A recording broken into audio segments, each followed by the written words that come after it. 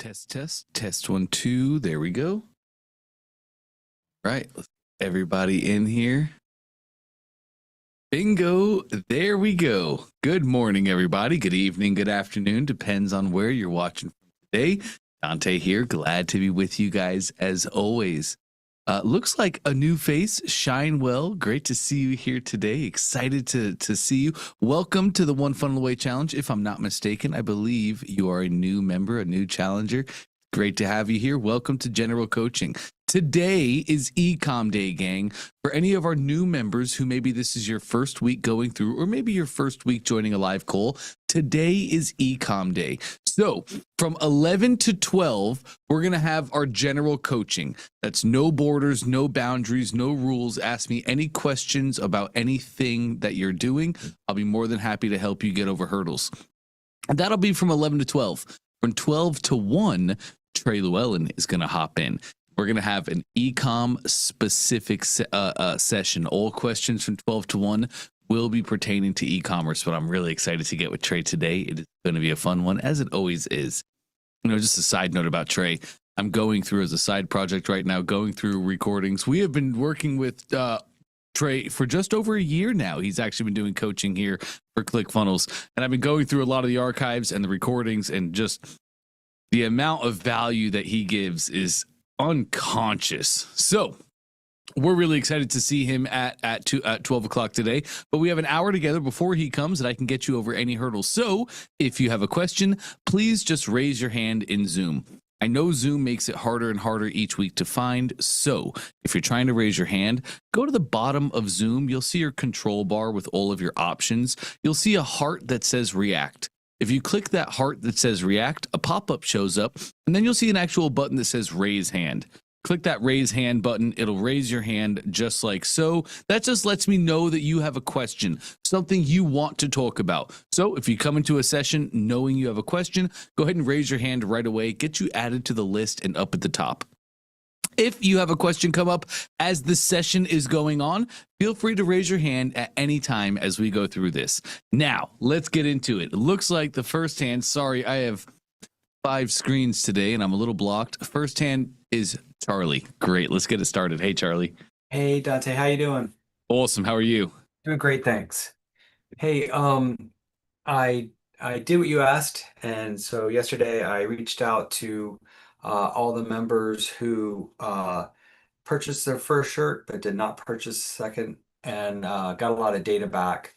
And just kind of in a nutshell, a bunch of them were not excited to get another t-shirt. They already have enough t-shirts, or they don't wear t-shirts, stuff like that.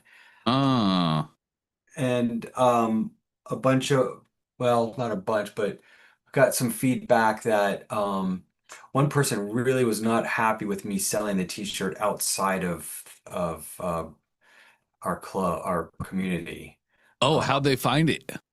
I mean, they got it on their Instagram or their Facebook, wherever the ad went. How Yeah. So upset were they?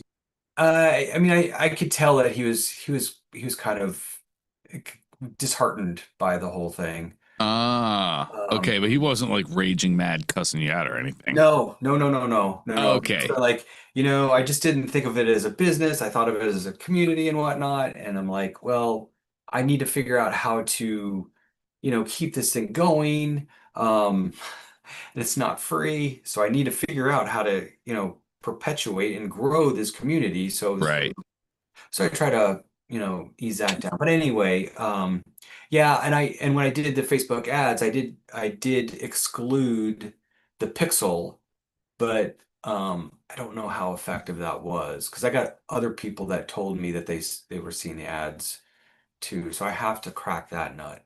Oh, we definitely want to crack that nut for next time. 100%. Yeah. Okay, so what are your thoughts then, Charlie? After hearing your customers, a lot of them just said they didn't want another t-shirt. Nobody said they weren't pleased with the first one. Nobody said they didn't like the saying. Nobody said they didn't like the design. People did say they didn't like the design. There's some people that definitely did not like the design or the slogan. Okay, interesting. Yeah. And of those people, do you know, did they vote? Did they participate in the slogans and the... They Okay, did. so what you chose, they just didn't like. Exactly. That happens sometimes. Yeah. And that's just coming down to just getting better at designing t-shirts that everybody's going to love, to be quite honest, Charlie. Yeah. How do you do that? It's just honestly, it's just the skill of designing the t-shirts and making and just understanding what your customers want and making exactly what they want. So did more people did you hear more people saying they didn't like the design and that's why they didn't buy the shirt, or did more people say they just didn't want another t-shirt? You know, there was a lot of both. Most I would, if I was to prioritize, I would say most people didn't want a t-shirt, or they already had enough t-shirts, or they don't wear t-shirts, or some variation of I don't want to buy a t-shirt. Okay, 100%. Did you ask them what kind of things they would buy? I did not. Okay, that's all right. That's okay. But they did, but all of them did say that they want to support the community, that you know they're willing to pay money to support the community. Like they all said that. So I just have to figure out what to sell them. I think it's going to be tough to do the bourbon of the month and make $20 a bottle. I think that's going to be tough. Mm. Um, so I have some other ideas, but I will because there's something else we talked about, and that's the giveaway. But I'll wait until we finish with the t-shirt topic before we talk about that. Sure. When it comes to the t-shirt topic, I'm really going to be interested to see what Trey says on how to pivot, because I know he's encountered things like this before and he already has the roadmap to success. Just to let you know what my brain is thinking here, Charlie, is just other products that would suit the niche better, right? So I think stickers, and I could definitely see stickers working, but maybe in a different variation. Like I think a lot of your people have backgrounds and they like to have the look and feel of what you have on your Zoom background right now. Mm. So one thought that hit my head, Charlie, is what if we made a sticker that people could put on coasters and they could change like the feel of their coaster, so they could have like, I don't know, different grains of wood that would be on the face of it. So taking the sticker concept and just making it for your niche themselves, I think that might be okay. I also was thinking about a lot of people like to try bourbon, and they're, from what I understand, a lot of people like to try bourbon as much as they like to collect different bottles. So I have to wonder what if you did like a flight subscription where you would buy a bottle of bourbon and then you would just pour it out into different smaller bottles that's maybe like 3 glasses each. I think this is what you were alluding to earlier with the make $20 a bottle, right? Well, there's two different things. One is I go to craft distilleries and sell their bottle to whoever wants to do it. And there was enough people to get at least 20 people now interested in doing that per month. That's legally going to be difficult, but it might be something I can tackle. I don't know. We'll see. And the other thing is and this is not something I could scale, because what I could do is I could get bottles and I could make what are called handshakes, and they're basically little samples of it. And people send those in the mail all the time. Uh, you know, it's probably not good to have a business to do that though. Like that's not scalable. Probably. Probably. Liquor is just difficult to send. Mhm. Yes, it is. Yeah. Okay, so you have customers that are ready, willing, and able, and that is so heartening, Charlie. Yeah, it's That's true. that's one of the big things that we're looking for in marketing, is finding niches. It's not enough to really just find the niche and find the customer. Once we do that, we have to find niches and customers that are ready, willing, and able to pay for products and services. You have that here. I would love to talk to Trey about this today, Charlie. what pivot he would make. He's just seen so much, and instead of me That'd be awesome. hypothesizing, let's go right to what we know works. Love it. Cool. Awesome. You had another question. Yeah, yeah. So when we talked about yesterday, is you said I needed to do a giveaway, Mm. and so I was thinking about that, and I was thinking in about 20 to 30 days we're gonna hit 1,000 members. Mm. And I was thinking about making a big celebration out of it and having a big giveaway. And maybe the top three leaders, meaning mo most engaged people plus the admin and myself. I was thinking about doing like a decanter, it's a big decanter. It's a big glass container for bourbon. Have it, have it custom. So it says Mm. Bourbonado on it. And same with like, and do like, there's special whiskey glasses, um, and have our logo on that or just the name on that and a wooden coaster.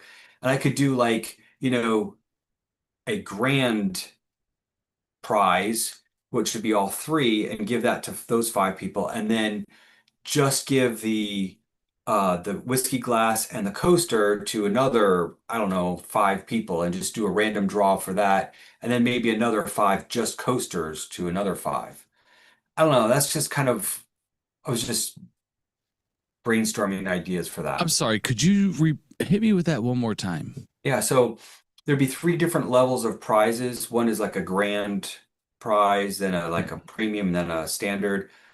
Mm. All three of them would have like wooden coaster that Mm-hmm. had Bourbonado on it on the Mm-hmm. on the wood coaster, and then the premium would be like also have like a whiskey glass with the name, and then the grand would also have the bottle, the The decanter. decanter.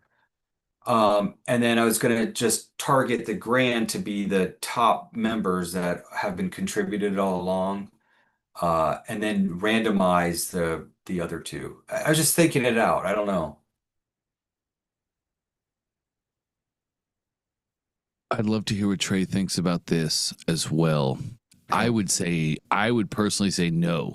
Okay. If we're doing a giveaway, we're Bourbonado's community, and there should be different other incentivized reasons for people to level up and to have that higher status. Like in school, you can make levels, as they engage more, they can hit different levels. Yeah, yeah. There's other reasons why people want to hit different levels. Those are going to be things like getting with the guy that likes to teach whiskey Yep. and having him make an introduction course, and that's why they want to get to level 2, right? You can then take recordings of past trainings that he's done or past lives that you guys did that were really great, and then you could make those level 3. That's the reason why people want to climb up to different levels. For the giveaway, I would say it should be for every single member of Bourbonado's community, whether they joined last month or yesterday, whether they're VIP, whether they're level 10 or level 1, because this is by Bourbonado's for Bourbonado's. You want it to be fully inclusive. Okay. That's Okay. what I would say. Package everything together, make one great bundle, everything branded to Bourbonado's, and then Okay. you just give away one bundle to the entire community. It would be a lot cheaper to do that. Oh, it definitely would. It'd be more impactful. It would be more impactful. I think so, yes, Okay. because how would you feel if you were like somebody, let's say you joined last week and you have great intent and you're loving the community so far. And now, I joined this community and oh, look, they're doing this thing and it went really well. And he's going to do a giveaway, but I only get to enter this certain part of the giveaway because I'm only this person in there. Right. I think you run into the same thing of like there was a really popular church. I forget the name of it. Really popular church, and they were like putting red rope around the front area of the church, and like only VIP members could get there. And it was terrible for their community. It drove a wedge. It created separation, and that's not what you're doing. You're Okay. bringing togetherness. So I think it would be much better. But that's another one I would love to hear from Trey. Okay. Cool. What other questions, Charlie? These are great as always. Well, I had a couple other ideas. Real quick, I was apparently there's the community has told me about this Bourbon Heritage Month in September, where you basically are supposed to have a unique bourbon every day, and you're supposed to post it with them, which is very excessive for me. Um, In so what way, the posting or the no, having a bourbon a day? having 30 different bottles of bourbon, right? Like I can't do anything near that. Um, so anyway, And by do anything near that, you mean post. no, I mean have that many bottles of bourbon. Right. Yeah, Right. I can't do that. But do you have to have the bourbon to make that post, Charlie? So this is a great question. You don't. You don't have to have the bourbon. They have the bourbon. Right? Yes, You're right. talking about running a 30-day posting cycle where everybody's posting their bourbons every single day and they do it for 30 days, correct? But it has to be unique. In other words, you can't repeat the same bourbons. So me as just one random member, I can't I can't come up with having 30 different bourbons. Sure. Sure. So But who cares about you? It's not but about but Go most of the ahead, people please. can't. Like that's a lot. Is it Some people could do that easy, but correct? but some people wouldn't. But there's a spin on this. So that is what somebody else is doing. Some other club, or I don't know what they are. Because it's a big website and it's a big deal. But what they Mm-hmm. were suggesting is we do something for us that wouldn't have to be, okay, you have to have a unique one. And what I was thinking about doing is brainstorming with the community and saying, okay, on, I don't know, next Wednesday or Thursday, we're going to have a meetup on Zoom and we're going to brainstorm it and try to get them to tell me, hey, this is what we should do. This is a good idea, something like that. Cool. And then out of that, have our version of that challenge and then have it a big deal in September. It's 100% what you should do, Charlie. But you shouldn't rely totally on the Zoom. Make a poll, make a Yeah, post, just ask a question, right? You'll have some people join the Zoom, but not everybody's able to. that's right. And you're That's able right. to get right into their pocket. So I would make a post, I would pin it, and I would say, hey, amazing things coming. We want to start competitions. We want to start challenges. We want to start these things. And I want it to do what you want to do. So make sure to leave your feedback here. What would you like? 1,000,000% you should do that. And you already hit the nail on the head. Make it your own. You don't have to do 30 days. You can do 15. It doesn't have to be a unique bourbon. It could be maybe you want to do a distillery tour, right? Maybe like what is it's not the big thing I want to highlight here. Your community is not about you. It doesn't Right. matter. It's all about them. Who cares what bottles you have or don't have? You're just posting day one. They're filling up the thread, right? You don't have to be the guy that says day one, here's my bottle. You just Right. say day one, show us your bottles. So you're seeing intent from your customers. They're already telling you what they want. Challenges. They want challenges. They want competitions. So you're exactly right, Charlie. Go build the things that they're asking for and build it specific to your community. I love it. Mm-hmm. Mm-hmm. You could start that thing next week. That's the beautiful thing about communities. It doesn't take long. It's fast, right? Great. Yeah. Next week, challenge starts. It's going to be a 15-day challenge. Awesome. And then think too about participation, right? And so like there's going to be a lot of people that are going to want to post. There's also going to be a lot of people that are going to want to watch and view. And so like I'm just saying there's always opportunities to leverage and incentivize. And I wonder if you wouldn't do a giveaway for this as well, Oh, right? Like the person who community votes after the end of the 15 days, like maybe you're going to have it's community is driven by community for community. So let's say you're hearing a lot of your people reaching out and they're saying, hey, I love traveling around. As we do road trips with the family, I always make sure to stop at liquor stores and local breweries to find these local bottles and these local blends. And like, maybe that's a big topic of conversation. Great. Let's do a 15-day competition. Sorry, let me get Doug in here.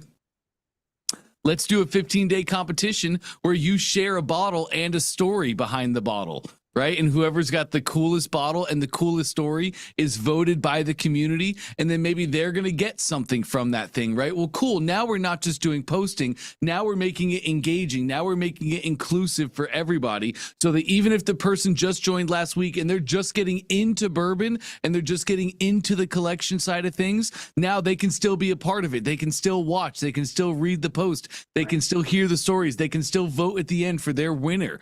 Does that make sense? It does, yeah. That makes a lot of sense. For community, by community. That makes a lot of sense. Cool. Dante I, do you still have access to Dante I? I do. Cool, great. Let me get him just for anybody else who doesn't have access to this. Dante I will be a fantastic strategic resource here. Put him in the chat. In case you guys don't know, Dante I is a special robot we made just for you OFA VIPs. He is a fantastic strategist trained only on Russell Brunson's teachings, trainings, and frameworks. He's not a custom GPT. He's a marketing strategist. So what other questions, Charlie? Oh, no, that's plenty. That's All plenty. right. Cool beans. Stick with it. Trey's going to be here in 30 minutes. I'm really excited to hear what he has to say on all that. Oh, me too. Sweet. Great to have you, Charlie. Thanks, Dante. All right, let's roll over to Lee's got a hand up. Great to see you, Lee. Hey, Dante. So a quick update, but I have a question about my offer. Sure. You suggested that I live on TikTok. You have to have 1,000 followers. So I can't do that. So I was wondering what's an alternative? Like I've done YouTube lives before.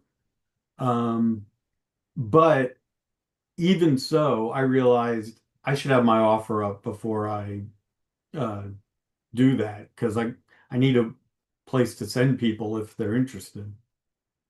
Oh, wow.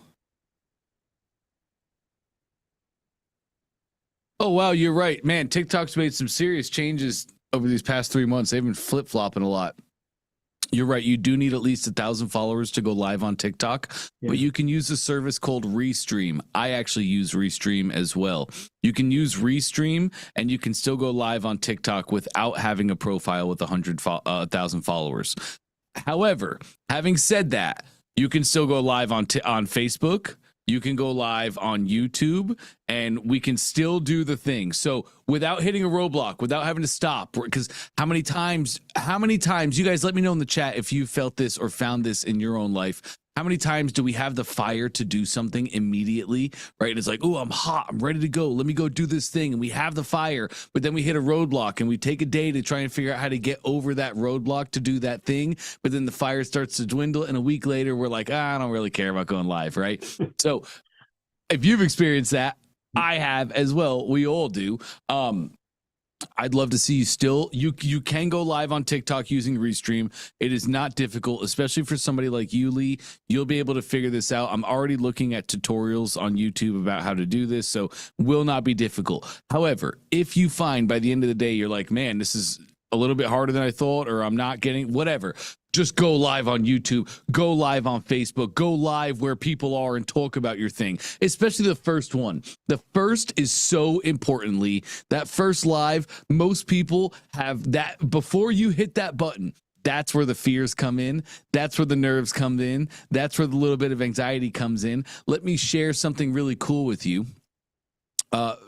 Fear and happiness are pretty much the same signals in our brain. Russell talks about this a lot. Whenever he goes live, he gets this same thing. He's had it for years. Whenever he's going to go on stage, he gets nervous. He gets the jitters. And one cool way to look at it is anytime you're getting jitters, it's not nerves, it's excitement. That's it. It's not happiness, it's excitement. Yeah. Nerves and excitement are the same signals to our brain. So if you find yourself getting nervously before you hit that button to go live, just say, I'm not nervous, I'm excited, and I get to go do this thing. Sorry, that was a whole ramble. Does that answer your question? Yes, it does. Cool. Yeah. How else Thank can I you. help? Yeah. So I've got to nail my offer down, and Mm, I'm going to share. please. I've been I've done a combination of Dante I and Chat GPT. Cool. Hang on.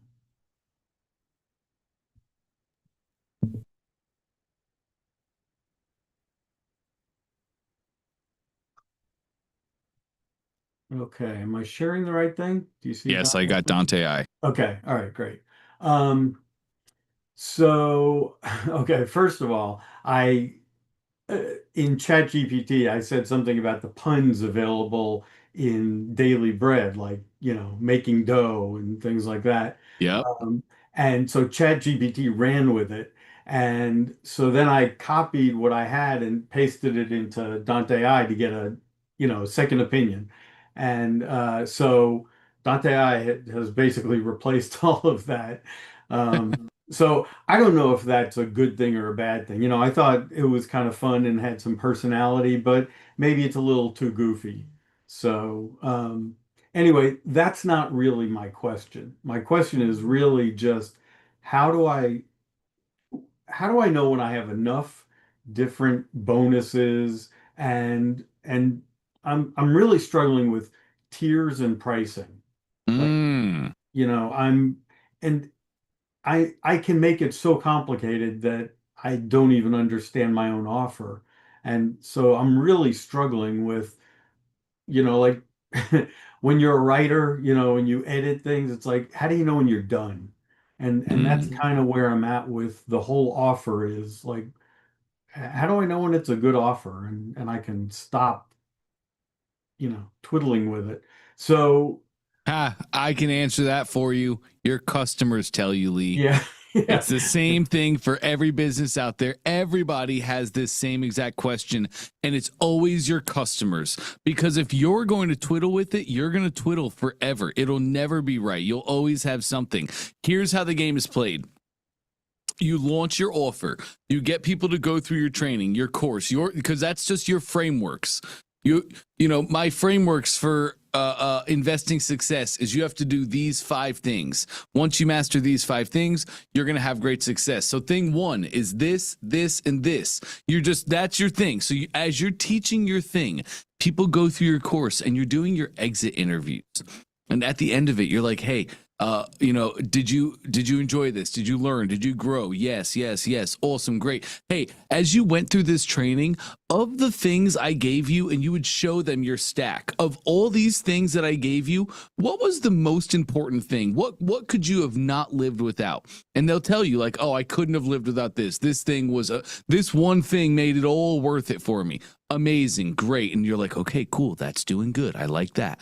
Check mark. Then you say, and out of all these things, what could you have done without? Like, is there anything that you didn't use or you use it and you're like, I don't care, I don't need that, or I don't like that? And they'll tell you. You're like, oh, okay, great. I got to go work on that thing. And that's the game. It's a customer iteration process is over and over and over and over on ecom and expert. So have I shared with you the offer hierarchy, do it yourself, done with you, done for you? I'm familiar with that. I don't think I've heard it from you though. Oh, okay, cool. So let me just run it through really quick for everybody else as well. When it comes to crafting offers, you're doing tiers, and we can definitely talk about your tiers. Tiers make this a little bit different, but typically we'll sell DIY first. DIY is my flagship product. Like in this case, Lee's flagship product is he's an expert and he teaches a course on investing, how to invest your money in the stock market. So he has an offer that is his flagship product. You're going to get my course, my community, you're going to get my calculator, and you're going to get my top picks for the next 4 months, right? That is Lee's offer, and that is his flagship product. That is the product that he's selling, the main product, the first product. That's the main first decision that customers have as well. When they click his ad or they watch his live, they go to his funnel. They're not looking at upsells yet. They're not looking at the back end. They're on his funnel looking at that one product. That is our flagship product. That is our main offer. So our flagship product is what we call DIY. Do it yourself. And that's a customer can buy my course, they can buy my frameworks, they can get my training and just go do it themselves and have success. For that, in Lee's case, he has a I don't know your price point, but we're going to say $19.97, a $2,000 course. So that's DIY. You can just come through and just get the course, which is my flagship offer, the course, the community, the training, the picks. You can just buy that, go through the funnel, say no to everything, right? But that's my flagship product. After that, DIY. After that, after they buy my product, my first upsell would be my DWY, done with you. And many times we'll make this group coaching where you'll open up like 30-day blocks, where, hey, I'll go do this with you for 30 days. I'm going to pair you up with 5 other people. And for the next 30 days, I'm going to help you implement this course. And it's like, okay, cool. So they bought the course for $2,000, and then maybe they bought the training or the done with you service for an extra $5,000. That's a done with you upsell. The next upsell that we would have, or downsell, the next product in the flow, they buy the flagship, do it yourself. I offer done with you for an upsell charge. Then the highest in the hierarchy is done for you.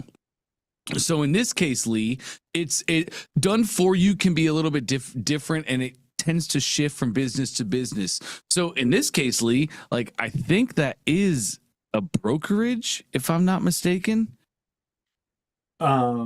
Like done for you would be like, hey, I'm Lee. I follow this process. I know you don't have time to go pick the market and find the winning stocks and analyze the trends, but would you like for me to take this system and implement it for you every single day and become like your investor? Isn't that like an investing brokerage, basically? Yeah, which is like, oh no. Do you guys still hear me? something I can do is software. Sorry, I lost all that, Lee. Isn't that like a brokerage? Oh, my internet went out. Yeah, I mean, what I was saying is that there's regulations around that. Like Of I have course. to be certified or, So, Yes. but the software I've written could be the done for you aspect. There it is, Lee. Yes. So that could be that. Now you have tiers, so we'll kind of get into it. I really said that for everybody else who hadn't heard that before. Yeah. But that hierarchy is typically what most businesses use to start with. It's the easiest to fulfill. It's very simple to scale. Where did they go? There we are. It's the simplest to fulfill. It is very, very easy for them to scale as well. And you're at the same point as every other business in the world. We just need to get the offer out there. I need to let people vote with their wallets and actions here. Right. I completely understand about the iterative process with customers, but I have to figure out version 1, So why are you starting with tiers? Is that necessary and essential? I'm sure you're thinking tiers for the software in the back end, correct?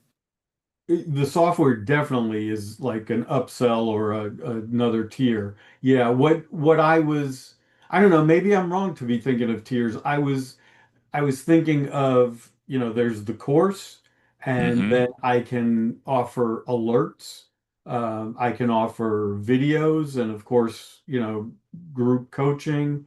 So, it just kind of seemed like there are opportunities to have. I mean, one of the big things is the continuity aspect. So, I can sell the upfront and then have a monthly. And what's your continuity? What's your idea on continuity so far? Let's see.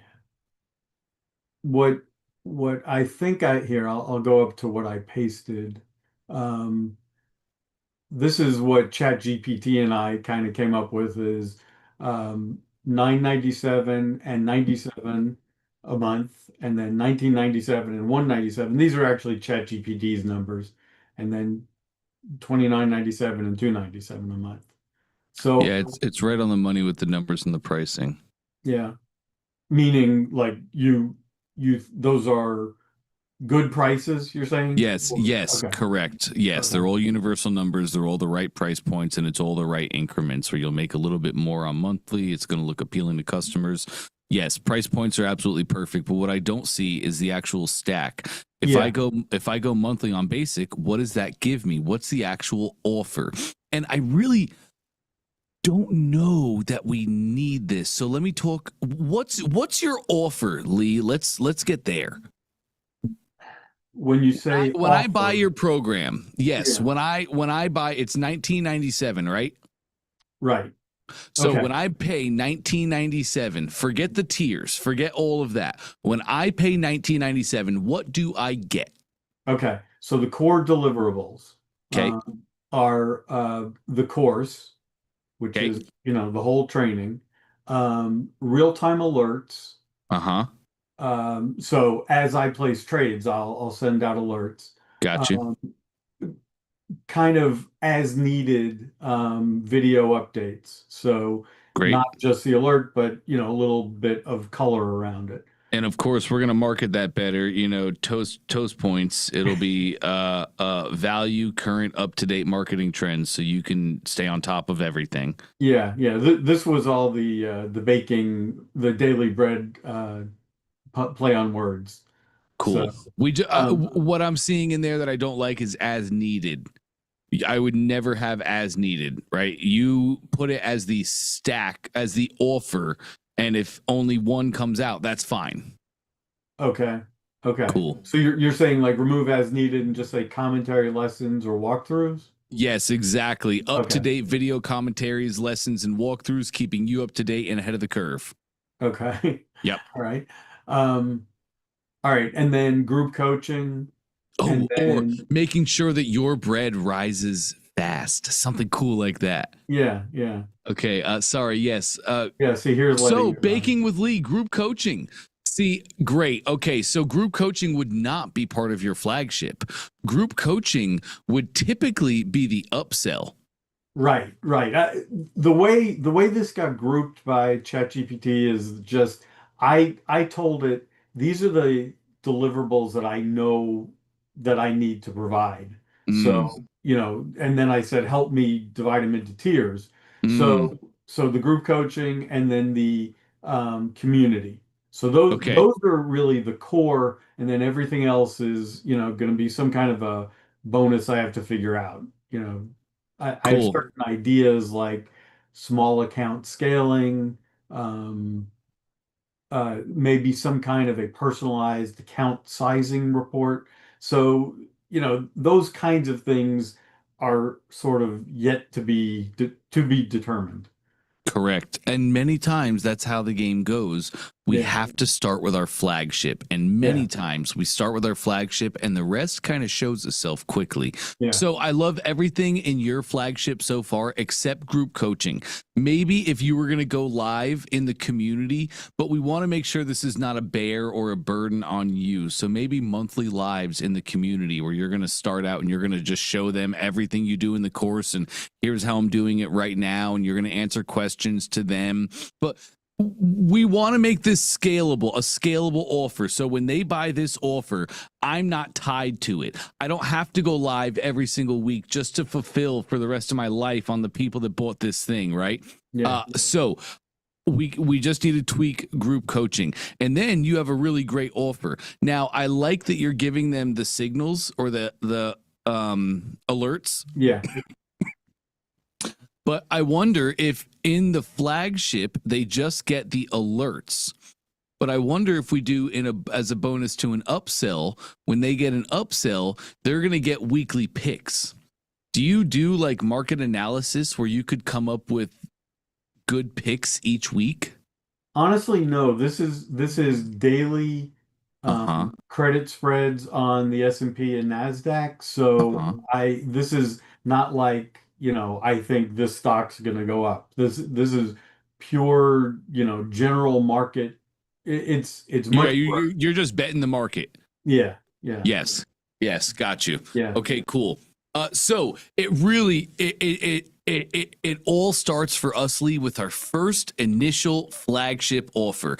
And like we've heard Trey talk about this a lot, and Russell actually builds his templates this way now. When he gives you OFA templates, he builds you them going order form to confirmation. The upsells are hidden, and it's because until you're ready, when we're launching out the first thing, Lee, I would be super happy if you just built your flagship. And if you did, you will use tiers in the future, but you don't need to worry about tiers on your flagship offer here. You're selling an offer. The tiers will come in the back end when you have your software ready. Then you can put on your upsells, hey, you get exclusive access to this software one time only. And then you can put the pricing, and they can choose the level of software as OTO2, right? In your done for you section.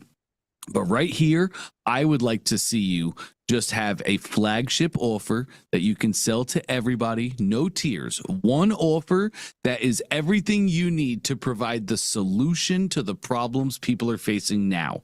Does that make sense? Yeah, except what exactly is in that? Is it just the course or No, it's oh, it's everything you have here except group coaching. And okay. here's now a real sexy offer. Hey, I'm Lee, and I have a system that's going to allow you to bet the market and make money reliably and consistently month after month after month. Stop letting the stock market beat you. So when you say yes to Lee today, what you're going to get is my course. And my course is going to teach you the strategies, the frameworks, the step-by-step guide that you need to be able to make the right decisions, not guessing on what you think is going to happen, to read the market and respond accordingly. And when you say yes today, you're also going to get the fresh out the oven program. That's real-time alerts. So every single time I make a trade or I make an action in my account, you see every single action. So maybe one day your kids are outside, you're taking them to the park, and you're not able to watch the market. No worries. Just watch what I'm doing. I always have your back. So when you buy today, you're going to get the course. You're going to get the alerts. You're also going to get the toast points.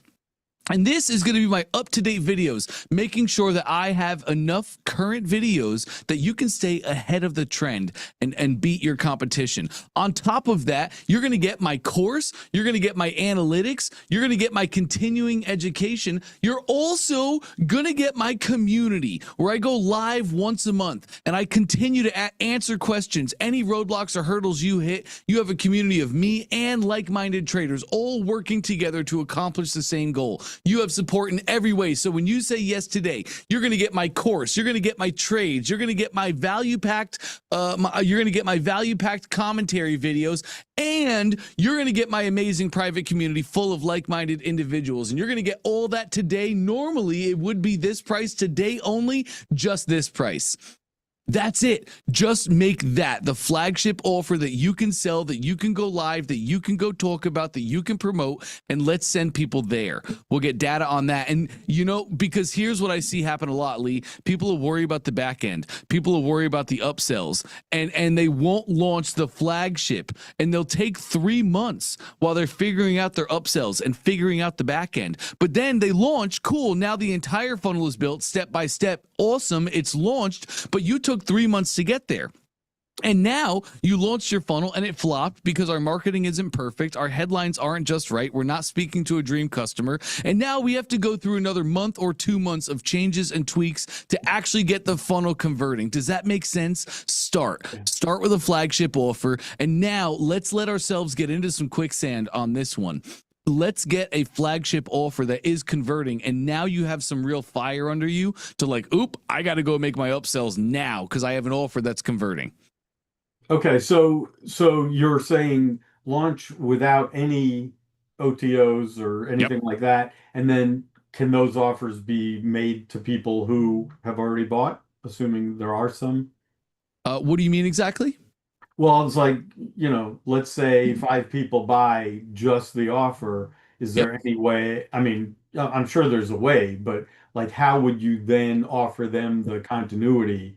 It would be through email, I guess. Oh, yes. So it would be email and the funnel. You would send them an email and you would say, like, so what I would do, Lee, is when these first initial people buy, I would be sending an email in my sequence that says, hey, I'm actually working on something incredible. I'm unbelievably excited about it. You got here early. So because you got here early and you are an action taker and you are a doer, I want to reward that action taken. You're going to get a special price on this. So all the people that I'm collecting, I would be marketing to them. I would be pre-framing and pouring the foundation so that when I launch to them, they're going to buy. And then I get more people in my upsells and I can see what's good and I can see what's bad. And I can use these initial people to tweak that and get that offer really great as well. But yes, there's a way. It's a really cool little code you put at the end of your URLs. There's a really great way that you can send an email and send them to a special link that they can just buy those upsells without having to re-put their credit card information in. They've already purchased in your account. You already have their credit card info, so you can make it a one-click upsell for them even weeks after the initial purchase. Okay. So like they can jump into the middle of the funnel instead That's of exactly right, Lee. Got it. Okay, cool. All right, great. So and for the offer we just talked about, 1997, you think? 1997 is great, 100%. Okay. Would you make that a yearly offer? That's a great question. I mean, given the fact that they have access to the course, I'm not. Am I justified in charging them 1997 next year? That really comes down to your community and your continuing education and what you want to do with that. Yeah. In my mind right now, I'm seeing this being just a one-time purchase. A lot of people would be like, well, how do I get people out of my communities then? How do I automate that process? I wouldn't even worry about it, Lee. I want touch points. In 2025, I want touch points. So I would probably charge this as a one-time purchase, and I would just let them in. And after that year, if they're still in that community, I'm just going to let them be. Because what I really should be doing is I should get them in on this yearly plan. And at some point in that year, probably around the 6-month mark, whenever they really start to see results, I should be saying, hey, do you want to join my inner circle? Do you want to join my mastermind? Do you want to take this to the next level? And I should be ascending them into my business's value ladder so that community is not even a big deal. But if I'm not ascending them, if their results are slower, I would just leave them in the community. Continue to provide value, continue to be a resource and a hub, continue to be a brand that's in front of them. And then maybe it takes 2 years for their success, but then you can I wouldn't ever kick anybody out. I would just sell this. I would have the community, because after a year of doing this, Lee, you're going to have your community. You're going to have all-stars that do really well with your program, that know it back and frontwards and love your community. And they're going to want to be in there answering questions, and they're doing all the admin stuff for you. If you have a hard time finding that, you just give somebody 10% to be your admin, your moderator, right? Like, there's so many cool ways that we take this in the future. So to wrap it back, I'm in a mood today. To wrap it back, I would just make this a one-time purchase. I would not make it a subscription. Some people would make it a subscription, but that's because their community and their continuing resources, like for you, that would be community. That would also be real-time alerts on the current picks that you're having. It would also be your video updates, keeping them current on the new things happening. And so if those things are unbelievably valuable, then yes, people would make it a subscription. They have to pay $19.97 each year to retain access to all of those things. So in your case, I wouldn't even do it to start. We need to start. We need to go. We need to remove friction. We need to launch. Like, let's get somebody to say yes. Let's get somebody to buy our course. And then we can go figure out all this stuff. I would just launch as a one-time product. So that actually makes me think that I should mention that as part of the marketing here is, we're going to be charging for the community and for the alerts, but today, as an early adopter, you have a one-time charge. Lifetime access. Now you can market lifetime access. Yeah. And lifetime access, people love to buy. Yes, sir. All right, sir. Good. I'm going to do that, and I'm going to eventually cut it off. I love that. Yeah. That's fantastic. Yeah, it's 100% Lee. Great. All right. Thanks so much. This was very helpful. Good. You got it, man. Oh, as you're communicating with Dante AI or even ChatGPT, make sure to tell them, I want to create my flagship offer. They both know that terminology. They both understand that language. And feel free to also just tell them, hey, I'm trying to focus on launching.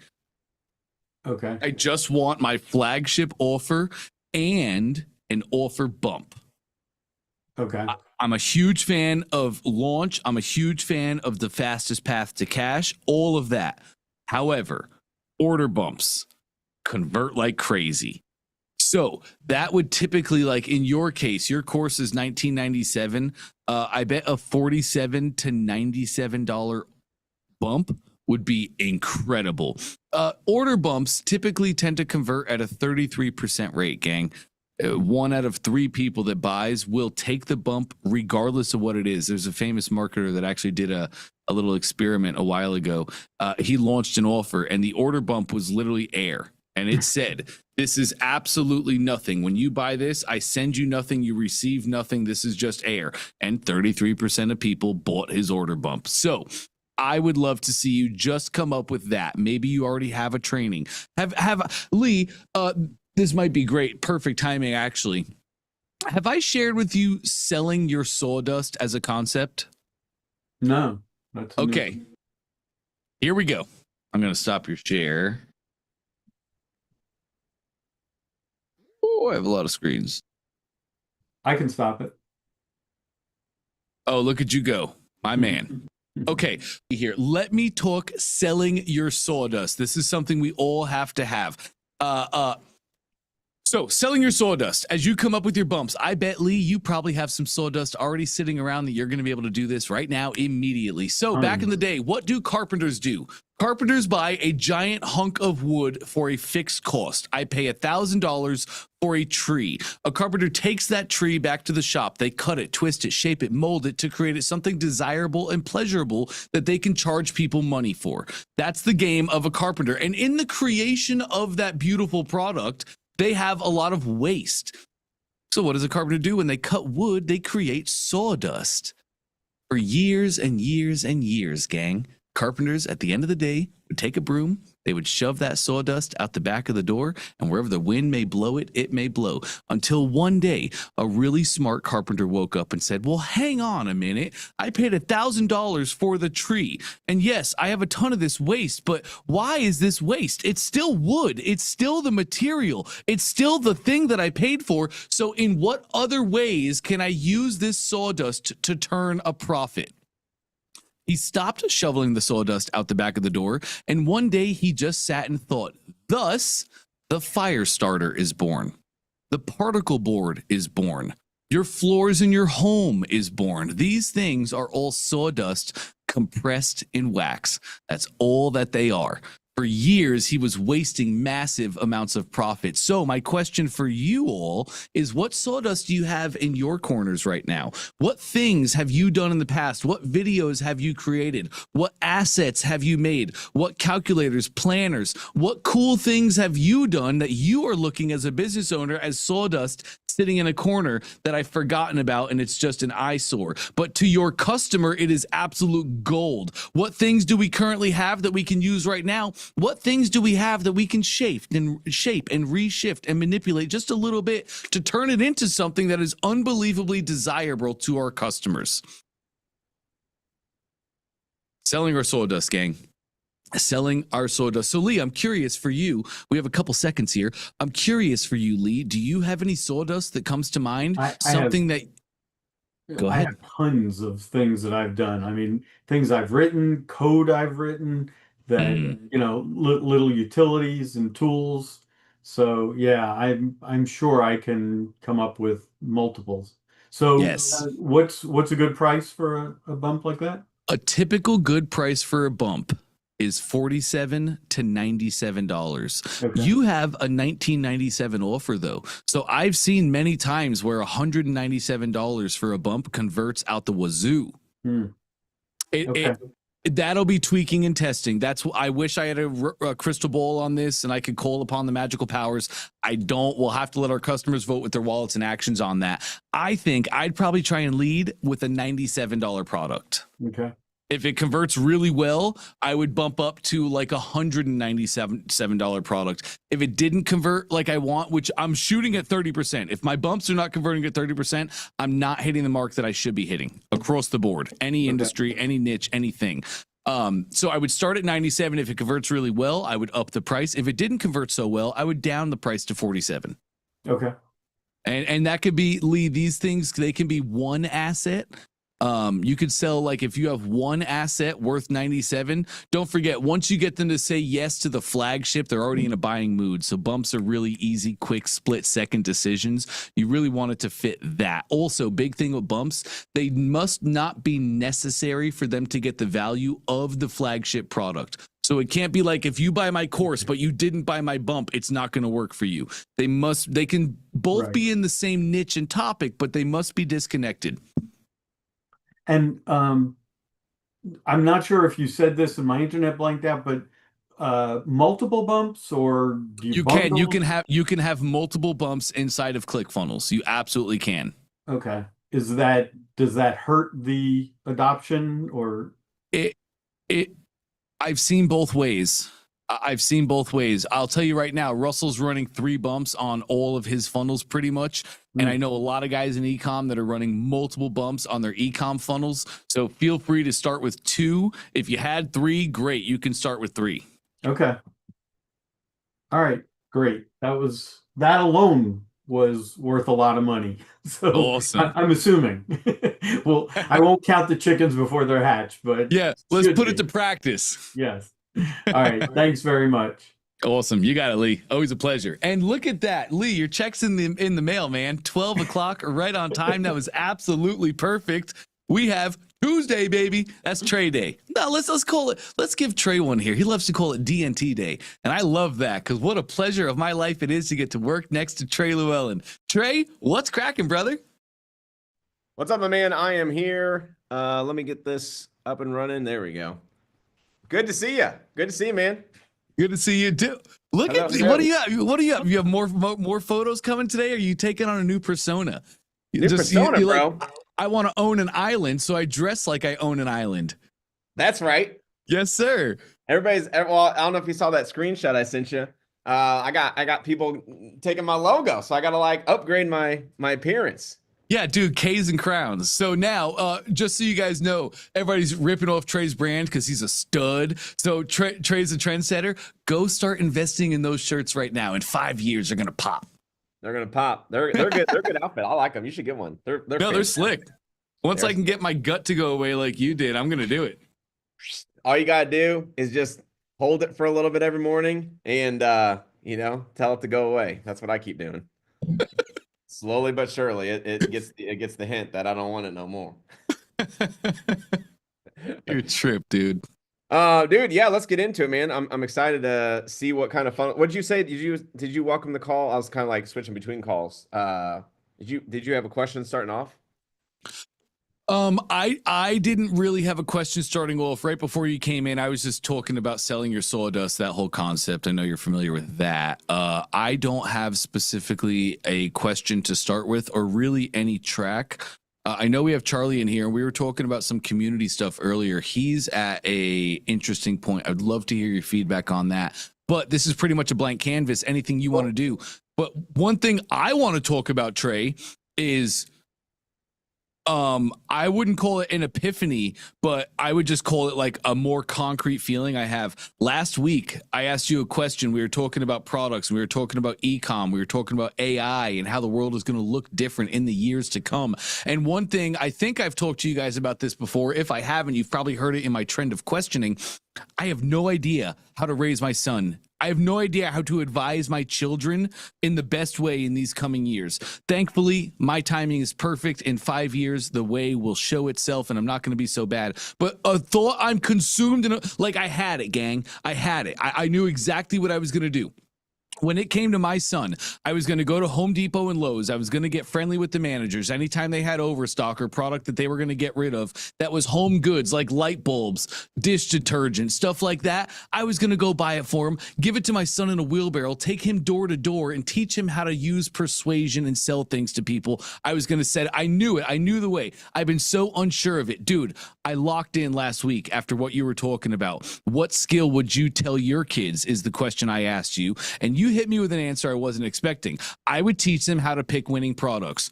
Whoa, crazy. So all week I've been thinking about it, Trey. All week I've been thinking about it. The creator economy is changing so much. The world of the expert is changing drastically, as is the world of e-com as well. But expert is taking the hit in this new world of AI. Experts are really having to scramble to keep up. Not only just sustain, just to make their thing work. And in the next 5 years, I only see the expert world changing more and more and more and more, and having to stay on top of new tools and doing all these crazy things. And it's so unsure. You know what's not going to change as AI goes on? E-com. As AI happens and we stop going out and doing things and we start staying home and isolating. And like one thing you talked about is having experience rooms and like cutting out the world and not leaving. What are we going to do? We're going to buy products and send them to our door. We're going to get fatter. We're going to get lazier. So what's the best thing you could do for the next 20 years? Get good at picking products and selling them. It was like, it was crazy. So I just wanted to start this off kind of with a little fire on that, on the revelation that I had. That's how I'm setting my kids up. I'm doing exactly that. I got you a rocket. Sick.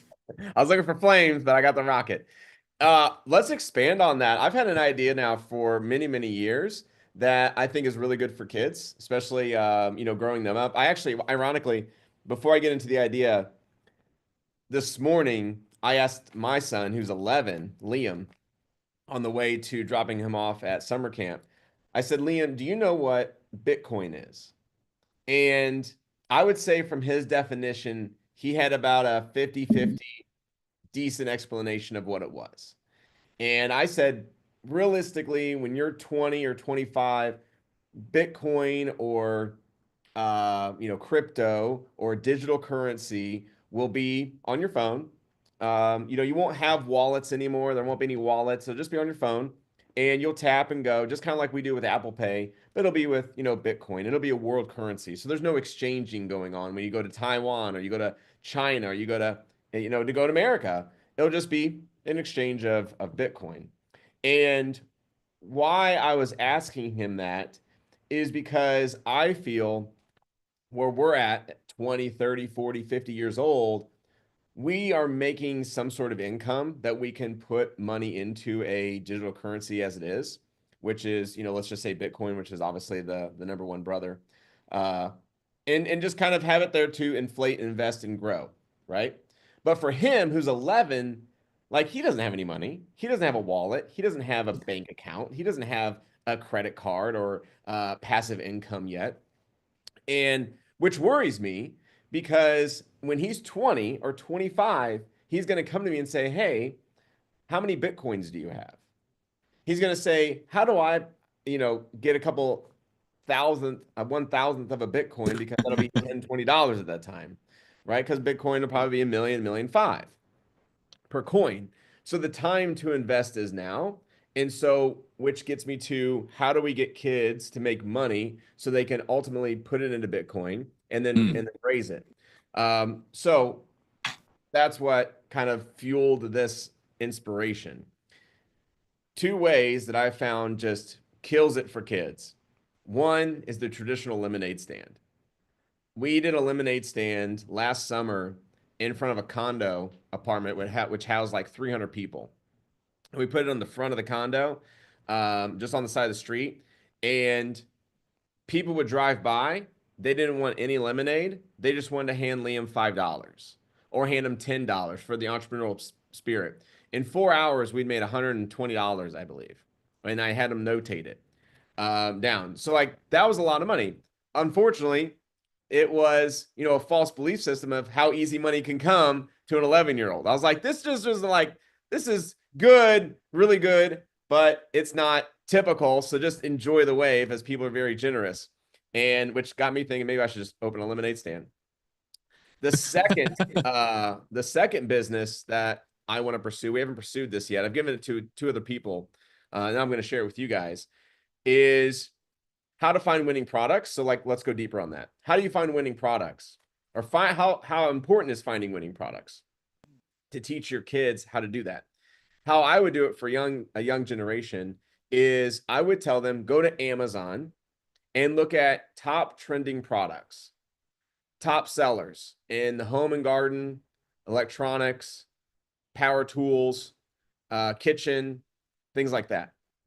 Take screenshots or download the image of the product and build a good looking pamphlet with ChatGPT, like a PDF. You have a home and decor page, you have a tools page, you have an electronics page, and you have some other page, just maybe miscellaneous like vacuum cleaners or something. And take that magazine around, put a price on it, but increase the price by 20%. So if it's $20 for you, Prime delivery, then charge, I don't know, $24 for the item. And have them go around the neighborhood, or 2 neighborhoods or 3 neighborhoods, and sell the products.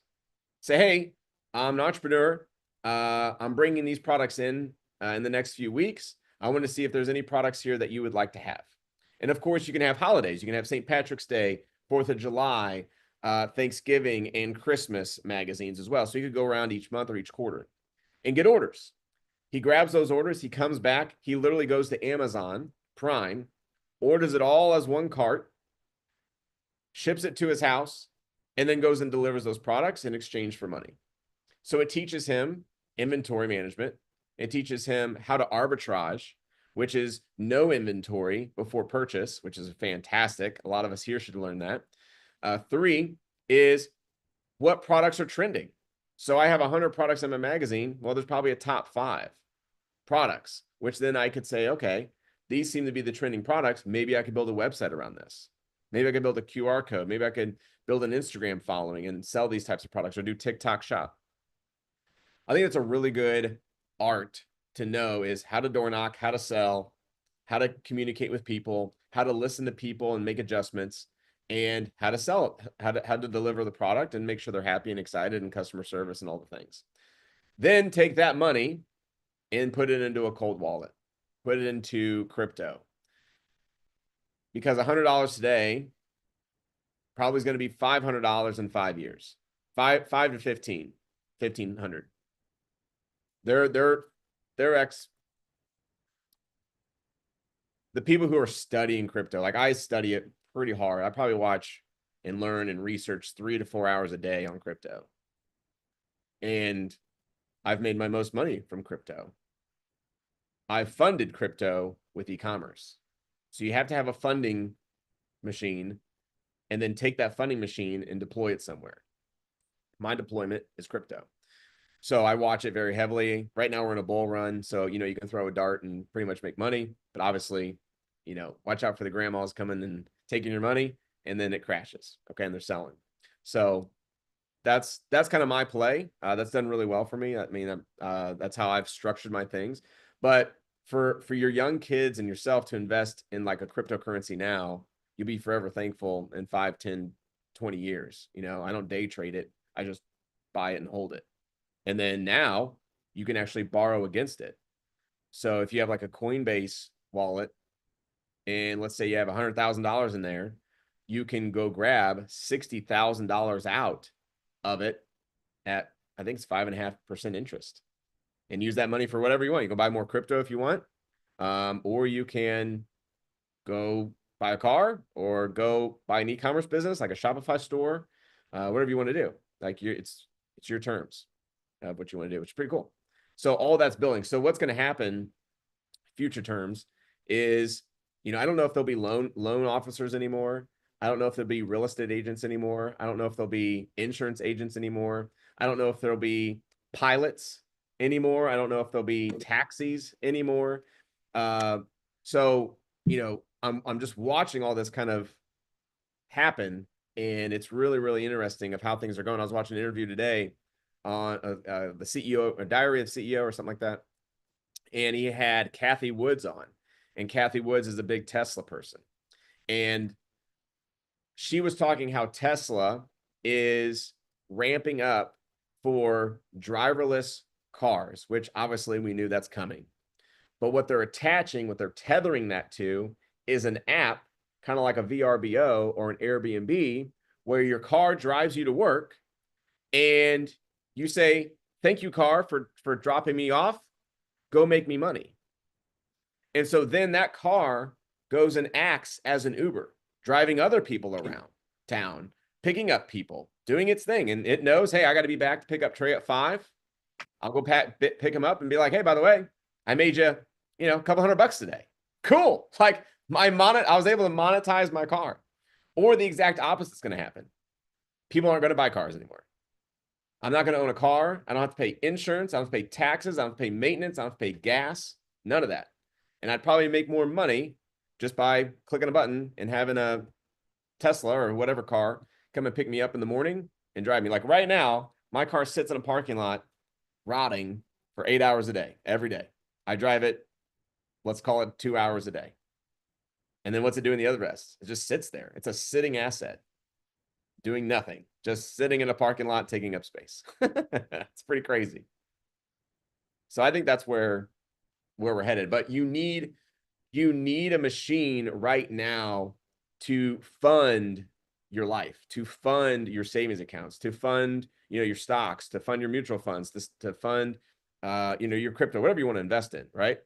So that brings me back to the anchor, which is e-commerce. E-commerce is great for finding winning products that are super profitable, like stickers, t-shirts, tumblers, cookie cutters, bracelets, kitchenware, knives, all those things. Fantastic products. And then put them into a subscription of t-shirts a month or some sort of subscription where you got 1,000 people paying you $20 a month profit. That's $20,000 a month, which makes for a pretty good living for most people. Makes pretty good living for most people. And you can skim a little bit out off the top following Richest Man in Babylon. Fill your purse, have an overflowing purse, have that purse keep growing. And yeah, be awesome. Like I was watching another interview today, Dante, and they were talking how, to give you an idea, like I'm kind of talking crypto, not ecom, and I apologize. So I'll probably have to go a little over today.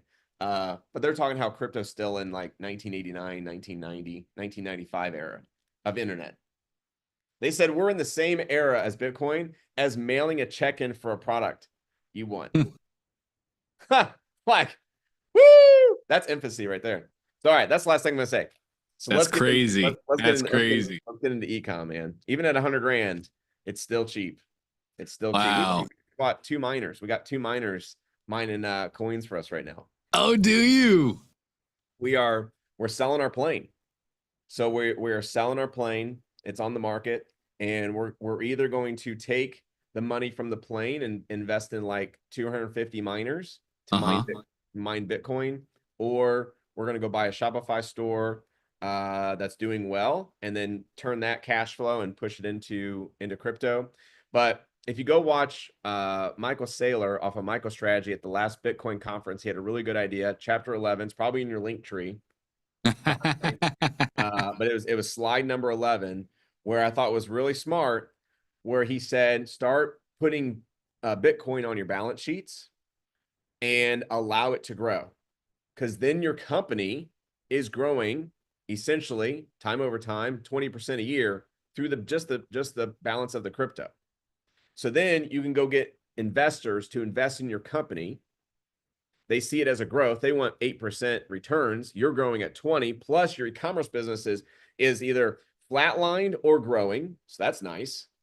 Plus your crypto on the back end, you can get investment for that and then go put that investment money into the crypto. So then realistically, your e-commerce business becomes a crypto business. I thought that was really, really interesting fact. That's how he built MicroStrategy. He goes and builds stocks. He gets investments for the stocks, and then it raises in value. He pays that out, and he's become a $1 billion stock company over the last, what is it now, 5-10 years that he's been doing this.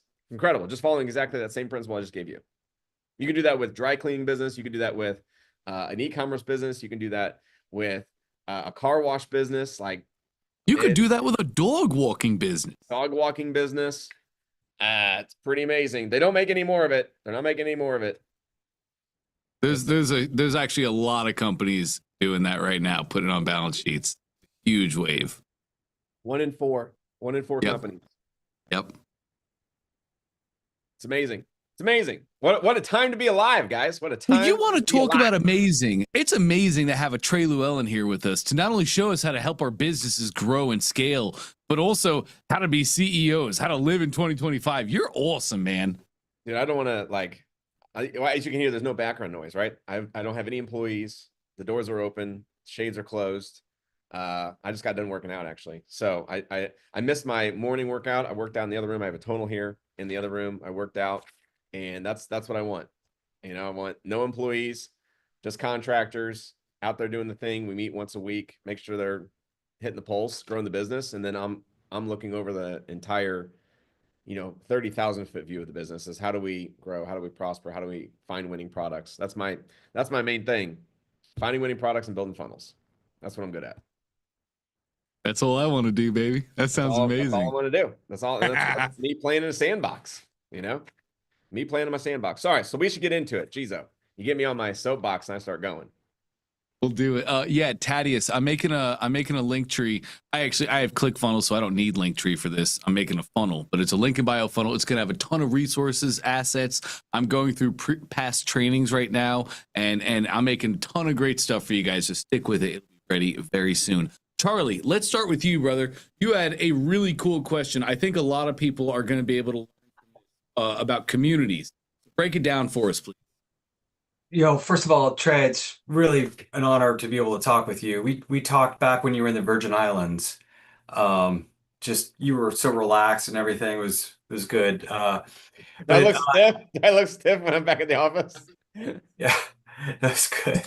All right, tell me, Charlie. I've got a community on School that basically is centered around bourbon and bourbon lovers. Really, it's called Bourbon Auto, and it's really engaged. I think we're number 11 now in the school category for hobbies, which is great. And we have about 760 people now. I think when we talked last time, I had about 500. Oh wait, you have 500 people now. How many do you have? About 760. Okay, so you're growing. Yeah, I mean, I'm using Facebook ads to grow. Sure. But we get about 10 people a day, something like that. That's great. So it's growing. People are engaged. When I have a poll right now, I get about 60 people answering a poll. So just to kind of get an idea. Okay, so Dante has gotten me over so many roadblocks, and now I'm in another one. And I'm hoping you can give me some insight on this one too. So when we did our first t-shirt, I sold about 26 of them and got like $350 in donations. It was the first go. So I felt like that was pretty good. It's great. Then I just did the second t-shirt. Really good. That's really, really good. How much did you sell a t-shirt for? It was like $30, something, whatever you told me to do. $29.97, right? Yeah, $29.97. Whatever you told me to do, I just do that. Did you have them opt into a continuity at all? For a subscription? Mm-hmm. Yes, I had a subscription. No. I don't think you did, Charlie. The terminology there was very interesting. He said, did you have them opt in? So, Trey, are you talking about the auto opt in where we're automatically putting people into subs on the back end? No, not forced continuity. Okay. Where they do check a box or they say, hey, yeah, I do want to become a subscriber of your recurring t-shirt. Yeah, basically what I did is I had the t-shirt sale, and then I had a donation bump. And then once they went that page, then they said, hey, you can do a subscription. And one person did do the subscription then. Okay. But then a month later, I got, more people, but I was really struggling to sell the t-shirts. The see, I think the first day I was hoping to sell like 20 to 40 and I sold 7. Of Um, a new design. yeah, new design. And there was a community, same process where the community came up with the phrase and then went to 99 designs and got the community to vote on the design. Um, but I didn't really get many takers on the t-shirt. I think I ended up selling about 17. Um, and like 2 donations. So it went way down. And the community, they want to support this. They get a lot of value out of this. They get a lot of value out of the community. They want it to succeed. They want to support it. Um, but they're and you know, I talked with Dante yesterday, and I communicated with the people that bought the first shirt but did not buy the second shirt. And I asked why. Why did you not buy the second shirt? And I got a variety of reasons. The more common reasons were they don't want any more t-shirts. They already have some. Um, and some people wanted different colors. What color was the first one? I only do black Okay. because you told me to only do black. So I do whatever you tell me to do. I'm there. Yeah, Um, that's what works is black. yeah. So Okay. and you know, so So anyway, from what he was saying earlier, some of them were like, I don't want a t-shirt. I have enough, or I'm not a t-shirt guy. Some of them were also like, well, I just didn't like the design, or I just didn't like this t-shirt. that's right. They didn't like the design or the slogan.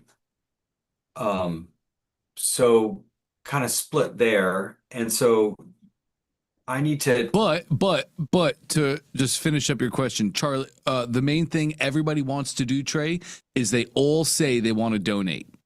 They said, I didn't want to buy a shirt because I'm either not a shirt guy, I didn't want another shirt, or I didn't like the shirt that was sold this week or this month. But I'd like to donate. And then the main question Charlie had yesterday was, would you ever even open up that donations? I was thinking Would you let them just donate? I would. you would. I was worried that if you do a donation that you're not going to get as much like Like they wouldn't buy in the future. They wouldn't buy shirts. They wouldn't do other products. It's like if a Kirby salesman, a door-to-door salesman goes to your house, they always tell you not to accept any gifts like water or food because then the customer feels like they gave you something and they won't buy from you at the end of it. So what are your thoughts on that? Well, we can have like just set it up as a donation poll. Like when you donate $20, you get a certificate. When you donate $50, you get a free t-shirt. When you donate $100, you get a signed t-shirt or something like that. Well, you probably couldn't ship bourbon. yeah, it's tough. Well, actually, you could use like those apps, like there's an app like Donkey or something like that, or Gorilla Bear. I don't know. Maybe it's Bear, where you can ship like alcohol through the mail and get it delivered on ID check, like the UPS or FedEx guy checks your ID on delivery. I've been looking at that because what I was hoping to do is a bourbon of the month club, Yeah, that'd be huge. Are you but talking about the barrel tap tray? I don't know. I can't remember. I mean, I it's been a gotcha. long time since I've looked at that. But I would do the donations. One, it's pure profit. So even if it's $20 donation, fantastic. That's pure profit that you got. It sounds like the group is really like ready to go, like thriving. And they want it to grow and they know it needs money to grow. So they're people with money, not time. So they want to give you money, which if someone wants to give me money, I say, thank you. Like, why would you say no? Again, that goes back to listening. Listen to what they want to do. If they're saying, hey, I want to donate, perfect. Where can I send a donation link?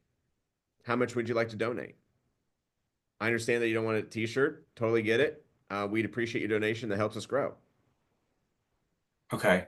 Any money is great money. And then you know what? You put them on a leaderboard. You pin a post to school and you say our top donators this month are Lisa. She donated over $1,000. Tony B, he donated $100. Stephen S donated $50. Appreciate you guys. This helps us grow. Looking forward to next month donations. Okay. I'd also, and if they want to donate, I'd ask them, Do you want to donate $25 today, or do you want to donate $25 per month?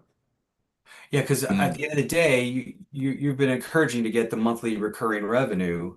Mm-hmm. So I would want it to be a reoccurring donation if they were going to do something like that. Great. And $20 isn't too much to put up there. I mean, they're giving presidential candidates millions, so I think $20 is a very low ask. Okay, because that's kind of what I was targeting to try to do with the t-shirts and the bourbon and everything else. I was just trying to say I need to get reoccurring $20. That's kind of been my target. So Yeah, 1,000. If you want 1,000 people at $20, that's your 1,000 people at $20 would be phenomenal. yeah, that's your goal. That's the number one goal. That's what I always lead people to is put that on a board somewhere, put that on your phone, just meditate on it. That's what's going to grow you. Now, after they donate, again, I'd have an upsell. You got their credit card, you got their PayPal in the form. So now when he goes to an upsell, it's, hey, it's a video of you. Hey, thanks. This is Charlie. I run the school community here for the bourbons lovers, and didn't know if you'd be interested in one of our top selling T-shirts. Here's our first T-shirt ever launched. We actually put this in the vault. We're never going to sell these again, but we're doing it just this one time for donators. So if you'd like to get our original, never sold, never pulled from the vault ever, until now, our number one shirt, you can grab it for $29 and we ship it to you straight to your door. Thank you for your donation. So you could easily have a front end donation. I don't think that's a bad idea at all. Okay. All right. Tell them what it goes to. Tell them what they're supporting. Give them the mission. Jay Abraham always told me, which I love, is people look to be led. No one wants to be a leader. People want to be followers. So they need leaders. You as the admin of the group are that leader. So they're like puppies, like, where do I go, master? And you say, hey, here's the drum, here's the beat, here's the mission, here's where we're going. If that's donations, great. If that's t-shirts, fantastic. I think doing both is a smart move. That was my next question is like I don't think I should stop the t-shirts. No, I train our students on 2 t-shirts a month. So every 2 weeks, we're launching a new t-shirt. So we got 2 weeks of prep, which is finding the phrase, get the design ready, launch. And then as that one's launching, we're already pushing a new phrase out, finding a new phrase. But you should have 760 phrases from when you got the questions on school. So when someone joins, that's the number one question is, hey, what phrase would you buy on a t-shirt? Oh, I'll have to change that. I don't have that right now. Yeah, that would give you 750 phrases, and then you'll sort that as a CSV file, find the most common phrases, take that phrase, have them vote on it in the school community. Then you figure out of the top 10 of the cream, which one's the best, and then that phrase becomes the design. All right, I'll have to change that. So it's all community driven. You're basically just the Oz behind the curtain, making the fire and the lamps and the stuff, make the thing happen. But yeah, I do. It's all audience driven. Then once the community is just your petri dish. All the community does is allow you to understand what's selling in the bourbon market to people who are very interested in bourbon. Then what you do is once you find that winning design, which was like the 26 shirts that you sold, you take that to the Facebook marketplace, cold audience. But I do have to preface that with it has to be community focused, not brand focused.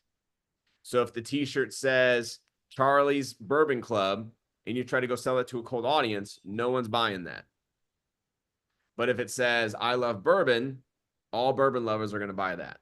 Yeah, that's interesting because all these designs or all these things, they want the community name in the shirt.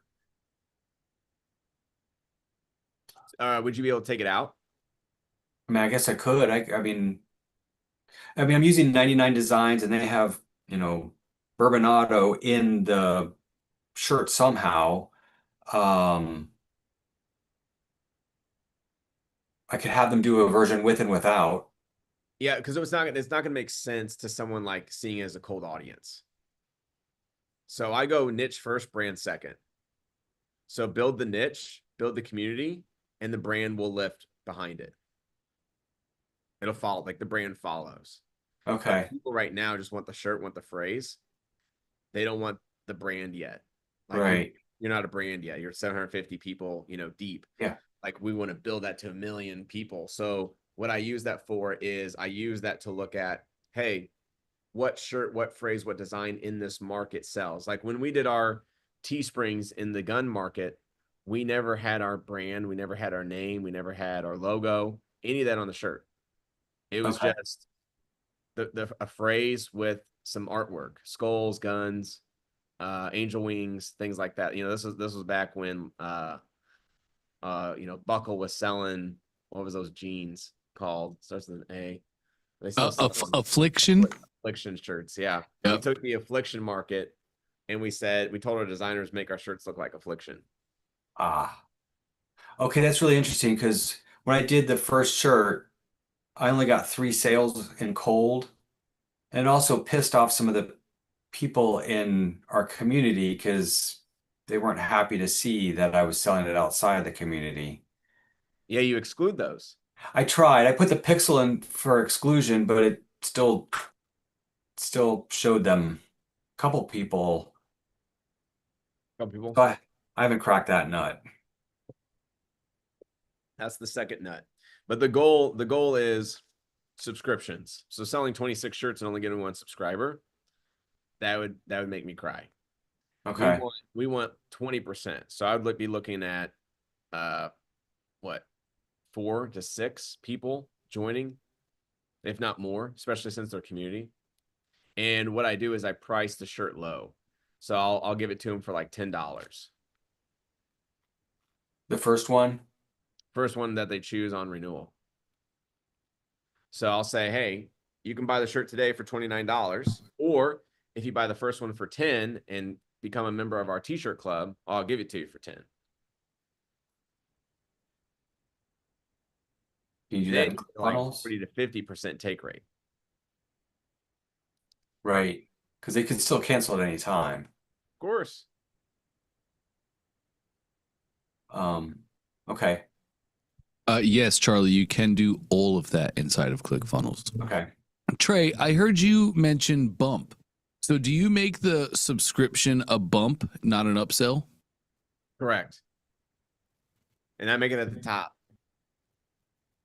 Oh, because I guess I have the donations as a bump and I have the subscriptions as an upsell. Yeah, so it's kind of, we learned this from the Christmas ornament. When we did our Christmas ornament, we had cats and dogs. And instead of making them a order bump, we just made them an addition to the items of which they could grab. So with a t-shirt, they're not choosing a radio button that says I want a small, a medium, or large. It's a drop down saying I want 1 large, I want 2 mediums. Correct? Yep. So then underneath those, we would have cats and dogs. Underneath that, you could say add a donation. And maybe it's like in $25 increments.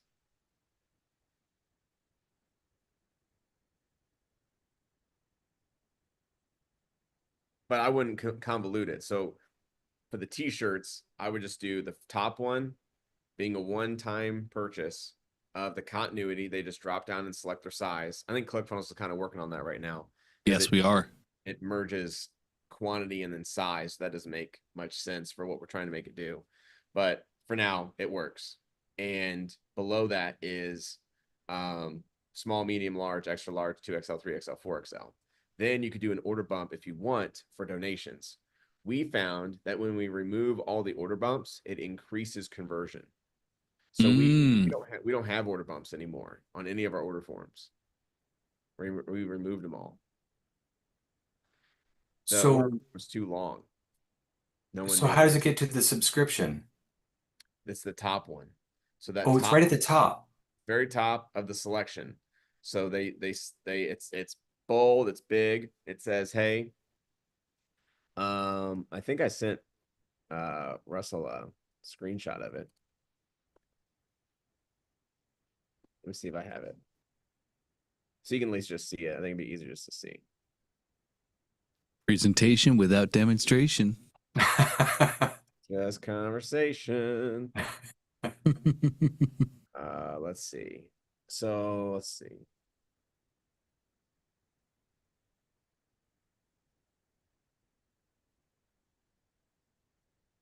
been a minute since I've worked on this one.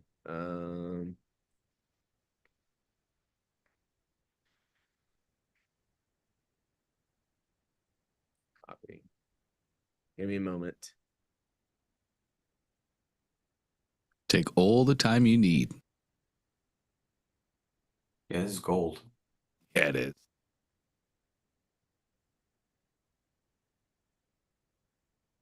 I think we could probably make it regardless because I have it saved in there. I just have to get you the wording. I was just hoping that the wording would be there because that's kind of the important part.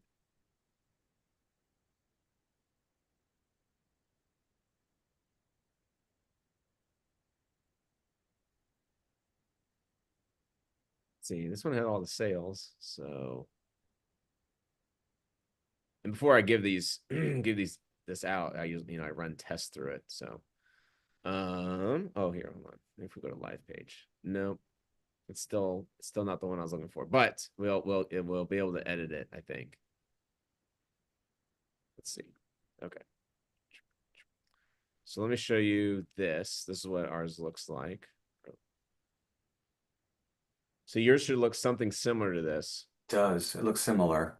Okay, so then what we do is on top above the small is we create an order bump. I believe it's called an order bump, but it's really not. We highlight it.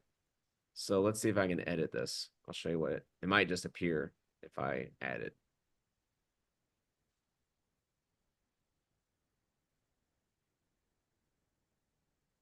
Select. Yeah, I don't know why it went out. So we do grab a hoodie. That grab a hoodie is a good one too. That's always a really good order bump. Aren't your hoodies don't you hit 57 on that price point? I don't know what we do for the hoodies. I have to look. All right, so what I do is I bring this monthly t-shirt club up all the way to the tippy top where the fun don't stop. And once it gets up there, then I will do like a title override and a description override. And I talk about how it's part of the club. So it's like, grab this $10 t-shirt today. Grab this t-shirt today. I can get the whole script today for just $10 when you enroll into our ANC monthly t-shirt club. Something like that. And then we want to highlight it, update included product.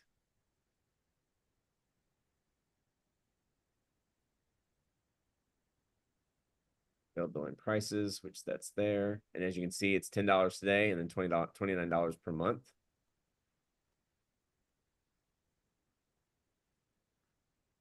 Let's see.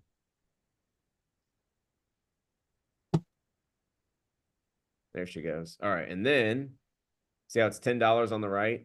Yeah. So then this is the thing that they're fixing right here is this little plus button. Then they can choose medium, small, or whatever. Check that out. And then the only thing that we haven't done yet, which Dante might have to help. Oh, I think it's right here, actually. Why isn't it popping up right there, Dante? What are we looking for? To make it to give it the highlight. Oh, okay. So you would hit that little thing to the right, that little badge. Yeah, but it's not showing. See how it's not showing that renewal. Oh. Maybe it's just not refreshed. Yeah, we might just need to save and reload the browser. It should show. But anyways, I would click that little button, that little checkbox, and it's going to highlight it, which is why we want to bring focus to it. Attention. We want to bring attention to it. There she is. All right. Oh, is this new code? No. Nope. There we go. Look at that. That's how you do it right there. Isn't that beautiful? Yeah, so then what's happening here is they're coming here and they're saying, oh, I can grab it for $19.95 or I can grab it for $10. The key here, there's two things going on. free shipping on 2 or more shirts. So what starts to happen is they grab one on renewal, and then they'll also grab one for a friend because they want the free shipping. So they'll continue through here. Oops. And then the pricing. And as you can see, the summary is free shipping. So shipping shows is free. It's 29 bucks, and I got a renewal. And that I think we get renewals at like, or take renewals. People take renewals at 20 to 30% with that look. So you no longer have a donation. Donations on the upsell. Oh, that is on the upsell. The donation's on the upsell. Got it. Yeah, but this is clean. See how clean that looks? Yeah, no, that's Yep. so much cleaner. Like we want them in and out. Select size, contact info, ship it. Notice I don't ask for payment information. I don't say, enter your card, nothing. It's all about receiving. Select size, contact info, ship it. Mm. The button, the highlight is, or I'm sorry, the section here is highlighted at the top so we know which one we're on. We tell them that they get free shipping on 2 or more. And then we explain their renewal down here, which is our mission. Like we explain the t-shirt club.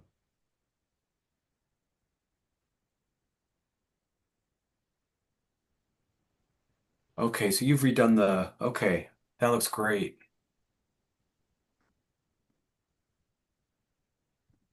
Do you still, I know that when I use this form, it defaults to, well, it would have been small. It defaults to that being 1. Yep, the code. So I don't know if you noticed, but it starts like that. And then when you load the page, actually, you're correct. It does default to 1. You have to email support and have them load code on that page. So it does go to 0. Correct. Okay. And we're working on this right now to a fix to make this native no code solution. That's the only thing that Trey just showed that requires a little bit of code. Everything else about this is no code solutions. Oh, that's great. That's great. So basically they're going to go ahead and when they do this, they're automatically subscribed. Mm-hmm. They get the t-shirt for 10 bucks and then the next t-shirt they'll pay $19.95. Yep. Well, no, they'll pay $29.95. $29.95. Why you got I just typed that. So Oh, I see. I got it. Okay. let me see if I have that somewhere.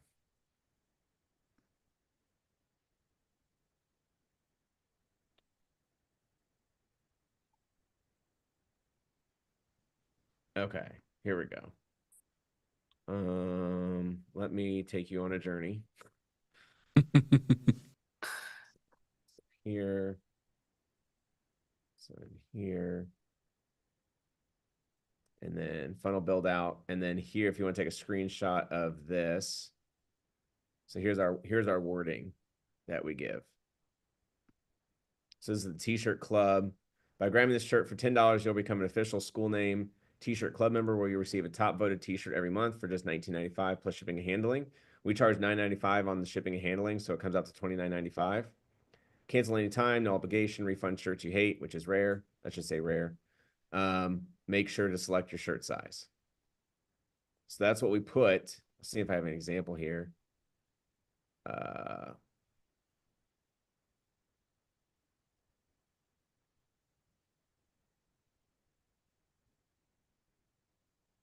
There it is. Okay, so there you go. That's what it actually looks like. So the headline is grab one shirt for $10. By grabbing this shirt for just $10, you'll become, which I just read over. It shows 10 on the right here, which they're seeing $19.95 on the right as well. Cancel any time. And so they're grabbing that and they grab all these others.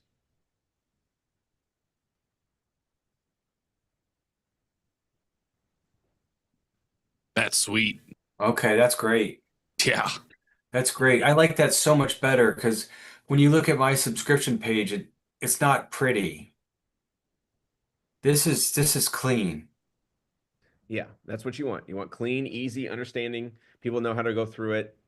No hiccups. And, you know, I watched a lot of Clarity building that to make sure everything was running as it should.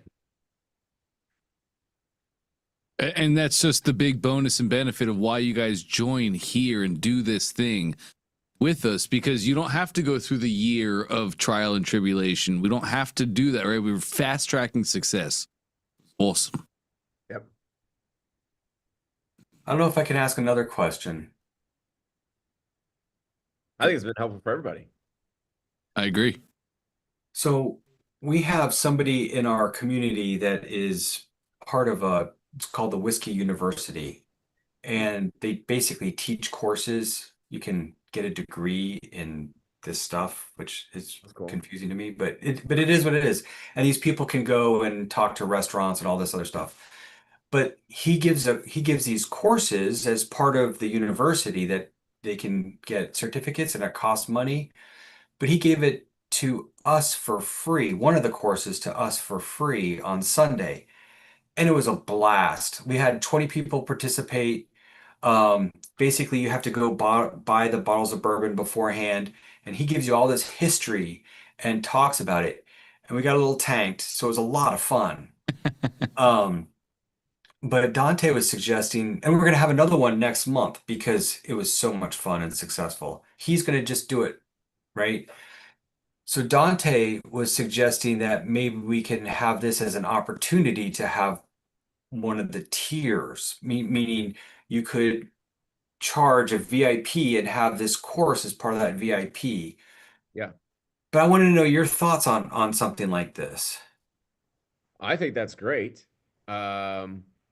What you could do is I don't know if they can preview. Let's see. Can they preview these?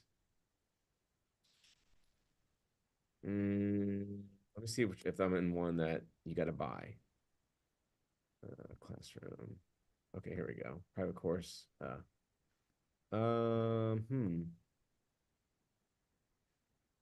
So I know they're like launching. School is launching soon, maybe like next month, I think end of August, where you can have in a free community a subscription block. Yeah. That'll be interesting how they do that just from a community standpoint of people asking questions that bought it versus the people who haven't bought it. So that I could see confusion coming from that. Yeah. But where a course could be, you can do unlocks. So you can actually create courses that they pay for on school that unlocks it and only for them. So it's hands off. So for me, what I would be doing is give them that course for free that you guys just did, and then create a joint venture partnership with the guy and say, hey, let's load all your university courses on school for a price. And then when someone pays it, I'll do a 50-50 split with you. Yep. I think that would work really well. Okay. And then I don't know how much they charge because Whiskey University is part of this whole thing also. Like, there's teachers that teach their content and he's teaching their content. So I don't know if I could be stepping on some Whiskey University toes doing something like that. I don't know. I can ask him. Yeah, you could have you could just have a classroom, or a lot of people start two school groups. They'll do a free and a paid, which that's kind of why they're trying to mold that into one, because it is a little confusing. But you could have a paid school group where they charge $29 a month or $49 a month, and you could have all the university people in there, and then give them royalties on how many people join and how much information they gave. Or this guy knows what contracts he signed. I'm sure he still owns himself and his image and likeness as a brand. So why can't he make his own course, right? He may just want to make these. He'll be like, yeah, I can't take what I already did, but we could make these again. Yeah. I think the administration just released non-competes are no longer a thing. That's correct. Yeah. Nationwide. Well, I'm sorry. What is non-competes? Non-competes are illegal now. They're moot. Wow. Yep. I didn't know that. Banning non-competes announced by the Federal Trade Commission. You can no longer issue a non-compete against anybody. So yep. they're out. They're good to go out and do their own thing. Yep. Wow. Wow, that's crazy. Okay. There was one other question Charlie had that I'd love to get your ideas on, Trey. He's finding resistance in t-shirts. So Charlie did great. He came, he asked questions, he got new guidance and new frameworks on how to make the t-shirt process better. We go try that. But let's say 3 months down the line, Charlie's guys just don't like t-shirts, right? Maybe they're bowling shirt guys, maybe they're button down guys. Charlie's guys don't want the t-shirts for whatever reason. What would you advise him to do? I'm sure you've had students hit this before where one of the products doesn't fit the niche perfectly. Would you tell Charlie to go on a hunt of trying to find other products like t-shirts that he could sell to his people? Or knowing what you know now too, I guess with donations, would you just tell him to go down the donation track and make donations the main offer instead of t-shirts? Does that even make sense? That's exactly what happened to us in the gun space. We launched 24 to 40 shirts, and we started getting comments on our Facebook threads saying, "Hey, I bought all your shirts. My wife says I can't buy any more. What else do you sell?" And that's when we started leading down the path of ClickFunnels and had our first arbitrage, which was due to ammo pricing increase, there will be no warning shots. And that's a sign that was posted on people's front door, which is pretty funny. We sold that. We arbitraged it, and we bought them on Amazon for $6, and we sold them for $12. And just literally went to Amazon, logged in, put their address in, and then shipped it and kept the profits. So what I would do 10 years later is the second question I would ask in school is, what product have you purchased within the bourbon niche in the last 3 months that you're proud of?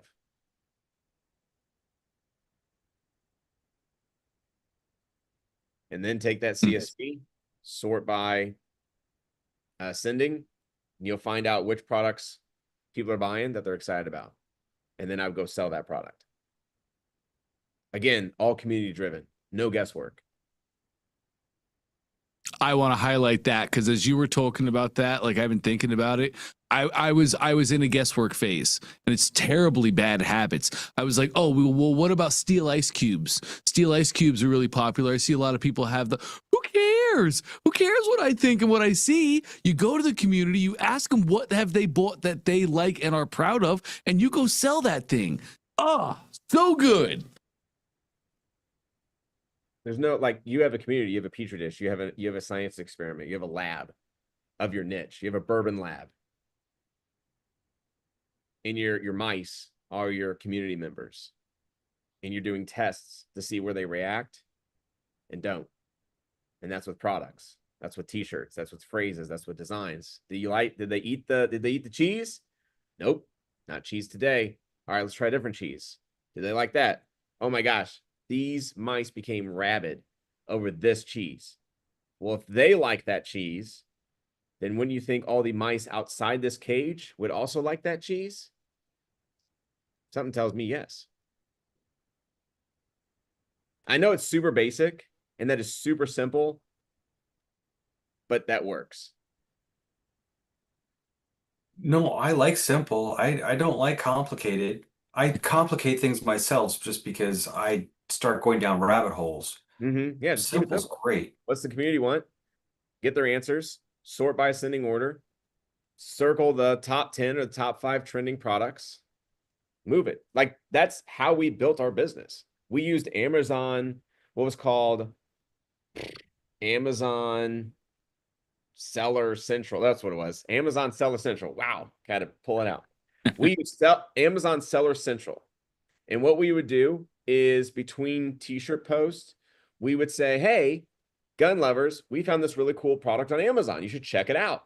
It was just a random product, like super random, no thought behind it, just would push it out.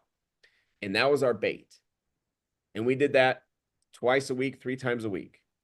Because what Seller Central did was when someone bought that product that you said, hey, this is cool, and use your affiliate link, which obviously we put our link on there, they would also tell us and give us commission, ironically enough, for everything else that they bought in their cart at the same time of purchase. So guess what that gave us? Wow. So Adam. now you know what to sell next. We knew what to sell next because we saw from all of our fans what they were buying on Amazon. And we got a huge CSV list every single month. And we would sort that CSV list to find what top products were selling to our avatars. And we'd grab that product and pop, that was the next funnel. That was through Seller Central. Then, they took all that data away because maybe there's people doing that and ripping off Amazon data. So now we use surveys. Now we use questions asking our people within the community. When we bring them in, we ask them questions. What's the number one phrase you would buy on a t-shirt? What's a product that you've purchased in the last 3 months in the bourbon niche that you're proud of? That data is our new Excel. We take that Excel sheet, we sort by ascending order, we look at the common products, launch it. Okay, that sounds great. If that's metal ice cubes, then we launch it. If it's steel glasses, we launch it. Like whatever, like that's whatever. That's what the community's telling you that they're buying. So why not just go sell that? Now, I don't know that I could get a subscription out of that. Absolutely, you can. Yeah. Those are just front end offers. So then your upsells are your bourbon club. Like they're all bourbon buyers. So you have a bourbon club. You could have a discounters club. You could have a cheap bourbon club. You could have a tasting club. You could have all these different clubs that they're excited to have. You could have, like, what I love about school, this is what I love about school, is, let's go to, this is a student of mine. He's just freaking killing it right now. Doing a really good job. He's in the rugby niche, knows nothing about rugby. That's awesome. It's excited. I know very little about bourbon. He's just excited to talk about it, and his posts are doing like really, really great. He's got over 1,000 people in it. But what I like about this is the map feature. So he's got people all over the world that want to talk to him about rugby, right? In our A&C group, we have a map. And ironically, we got some people over here. But majority is in the States. Okay. So now what we're doing is we're creating meetups for these guys. So we can see where our pilots are centrally located. So we have some in the East, Middle, Midwest, which is like Texas, kind of going over the Nevada, pop up here. There's a lot of people up there. But the majority is here and here, right? Like this lower quadrant of the United States could make a really good, interesting 4 meetups for us. Then what we do is inside our community, we elect moderators, just like volunteers for a church. And these moderators start to control the group while I concentrate on the monetization. And what's nice about that is I'll say, hey, is one of the moderators located in Nevada? Is one of the moderators located in Texas, which they are, one in Tennessee, one in Florida. Yes, yes, yes, yes. Cool. Do you guys want to do a meetup for our A&C group? We'll send the tent. We'll send, tables. We'll have people donate their time to come and volunteer to do setups and just create a really cool meetup where we pick an airport that all the pilots get to fly into. And then we call the airport, say, hey, will you host some food trucks? We host like, a hotel like within driving distance. Can you give us a shuttle car? Can you do a shuttle van? And they're all like really easy to set up because they're getting all the fuel, all the action. They're going to get people doing Instagram posts that they're really excited about. And we get, to have a meetup. And so then when we do these meetups, the group grows stronger. So it's just another advantage of a community, getting them to be like-minded people that grow. To give you an idea, what we're trying to grow here, and I haven't concentrated on a little bit, is Airplanes and Coffee. So Airplanes and Coffee is a group of 400,000 pilots. This has grown organically for these guys. There are 3 guys out of Texas. They started with a couple tents and a meetup once a month. And over like 3 years, it just spiraled into 300, 400,000 members, which they have no clue how to monetize, control, or do. And they don't want to sell it. They don't want to give it out. they're just like, it's just something we do. See, as you can see, it's a nonprofit 501. Like they're just like, we just like promoting aviation. I was like, this thing could make so much more money. So one of our moderators inside the ANC group is actually a part of Airplanes and Coffee and has the playbook of how they grew it. And so we've been going through and dissecting what we're going to do to grow this group to a 300,000 organic community. Organically? Yeah, that grew organically. Yeah, 400,000 organics. Wish I could do that. Well, you will. So school has the invite link. Yep. Right. So this doesn't show here. I got to go to a different community here. So here I can invite people, right? It comes through my affiliate link. And basically, if someone buys one of the programs, I'll get 40% commission from that rugby. So if he has, like, I think he does this right here. Oh, that's the board of moderators. If he does a course that's for $100, I would get 40% of that 40. So it's worth me to refer this because later on I'll get paid. Mm-hmm.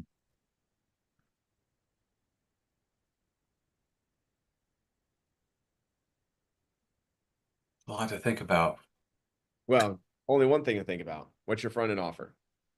What's my front end offer? Yep, t-shirts.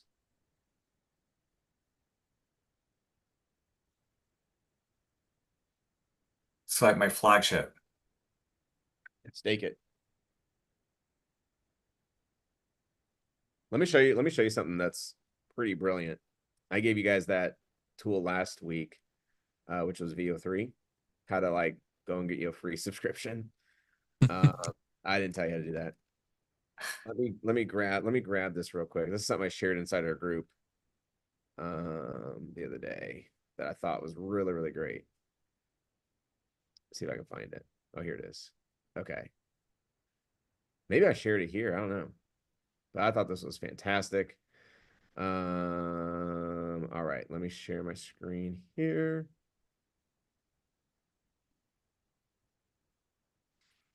This is a minute 26. So then I'll share this here real fast. This will be another one for the link tree. Ready for it? Ready for it. Let's see. I'll give you a link. Put that in the chat for everybody to watch. Okay, so I'm going to speed forward this a little bit because I want to show you what I'm getting at. But what he did was he took a picture of a bike. So here's the mountain bike that they're selling. Mm-hmm. So just the mountain bike, which this could be your t-shirt. This could be your product. This could be a tumbler. This could be a necklace, cookie cutter, whatever. And then he said, generate a video of someone riding the bike in the mountains. Mountain bike. So check out how the first one went. Right, he's gonna do a little bunny hop, backwards over the rock, add some acceleration there. Crazy good. I was like, okay, that's not good. Let's try again here. We got another one. There you go. Oh, that looks good. Oh, another bunny hop, a little side. It's okay, not quite. And then some trails. We are super close here, right? Almost got that one. And then the fourth time's a charm, as they say. Go from product to seamless video.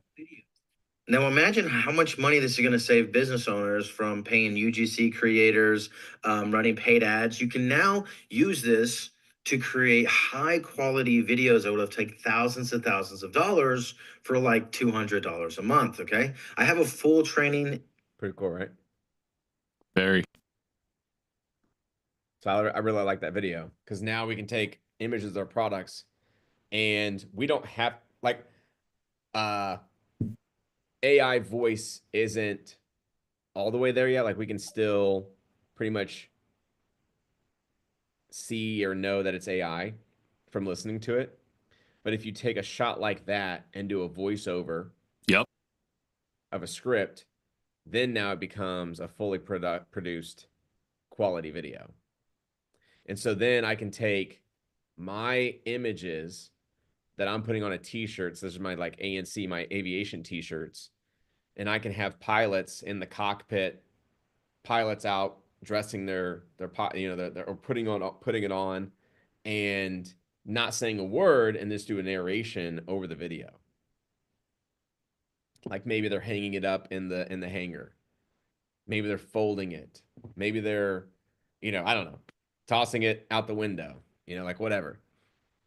But we can make a video around that and a script around that now with VO3, and I think it'd do pretty good with ads. Pretty decent. The other one I like that they still do pretty well is you have the demo video in the back, and then you have like a girl like talking on a mic, and she's like, "Hey, this is a really cool ANC shirt. I'm a pilot. Became a pilot 6 months ago. The thing I hate is there's no shirts that are great for pilots that are available. I finally found a group called ANC that are doing some pretty neat ones. Here's where I got this one. Click the link below." Very simple. Really well. I don't know how it worked. I told Bryceland to do this yesterday, but we're testing no words on Facebook ads. Huh. Just straight up video. You mean like no copy? No copy.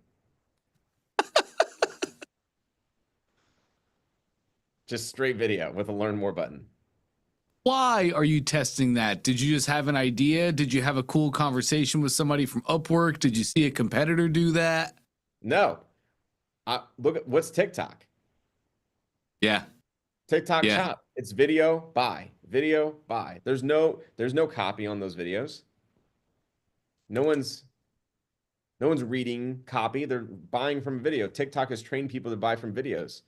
So I feel Facebook might be able to do the same. I don't know. So we're just gonna run videos, no words. Just see if it works. That's awesome. Yeah, if it does, great. Because then, like, I feel really bad for like copywriters.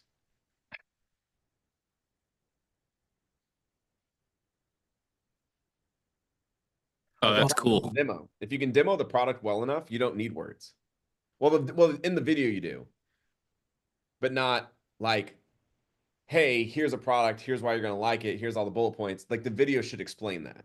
Right. Like I don't need a scroll stopping headline if the first 2 seconds of my video is me putting a screen protector on my phone and hammering a nail. That's the hook.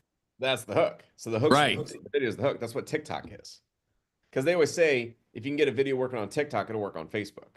So if it works on TikTok without words, why wouldn't it work on Facebook without words? That is totally theory. I have no idea. We'll give it a go. But I just love the mind. I love the idea. I've not heard anybody say that ever. Well, that's probably because it doesn't work. We'll see. We're about to find out. We're about to find out. We'll give it a couple days and see if it happens. But it'd be so cool. Wow. That would be cool because it makes it so much easier using Kling or VO3 or whatever without having words. It's so much better, so much easier if that does work. And just add a narration over it. Yeah. Yeah. You probably put that in the background actually, because now you can add clips. I was watching another, like TikTok is great for learning how to, like people are just doing a fantastic job of teaching on TikTok and 1 minute clips. So the guy, I watched another one yesterday. Let's see if I can share that. Am I still sharing? No, I'm not. Let me see if I can go on here and see my favorites. Because the other one,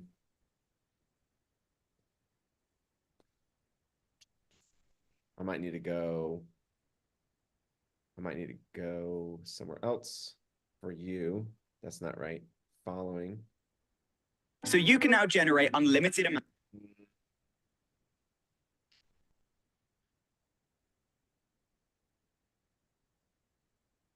Oh, is this it? No, that's messages.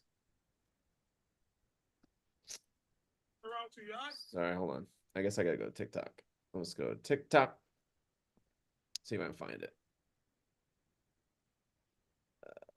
Saves.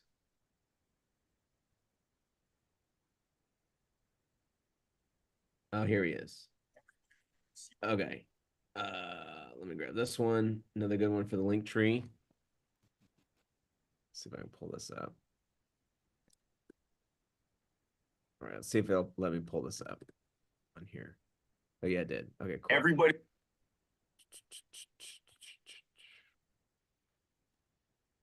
thinks you can only make 8-second videos with VO3, but we're going to show you something different.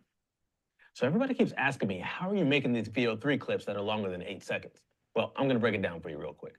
The first thing is that you have to be inside of the Flow platform, not in Gemini.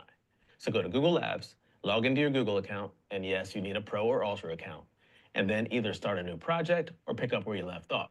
And once you're in, go ahead and make your first clip. It doesn't matter if it's text to video or frames to video. Just go ahead and build that first clip. And once it's done, you click Add to Scene, and that drops your clip into their scene builder. And that's where the magic happens. Now, from here, there are two ways to actually extend your clip. The first way, which is the easiest, is to click that little plus icon at the end of your clip and just hit Extend. Then you just describe what you want to happen next. But here's the catch. Right now, this only works with the VO2 fast model. So that means no sound, and the quality is not quite as good as VO3. But the second way, and this is the way that I've been using lately, is the frames to video hack. So at the end of your clip, or wherever you want to continue from, you hover over the little plus icon, then you click Save Frame as Asset. And that locks in a still image of that frame. Now you take that saved frame and use it as your starting point in the frames to video. And then you write your next prompt and describe what happens next. And what's worked best for me is to reuse the original prompt and only change the parts that you want to actually change. Because if you don't, things start to shift. The background changes, your character's skin tone changes, all kinds of stuff. So in my opinion, it's best to be specific every time. And once you've generated that new clip, you've got your next 8 seconds. And then you stack that right next to the last one in their scene builder and just keep repeating this process. And once you're ready, you hit download and it gives you one continuous scene. So basically you can do this until you run out of credits. So is this process perfect yet? No, but it works. And I've got a feeling that the extend option is gonna support VO3 really soon. So go ahead and jump into Flow, mess around with scene builder, and let me know in the comments if you found a better way or a better method or. There you go. That's pretty cool, right? Yep. Pretty cool. Pretty cool stuff. Pretty cool stuff.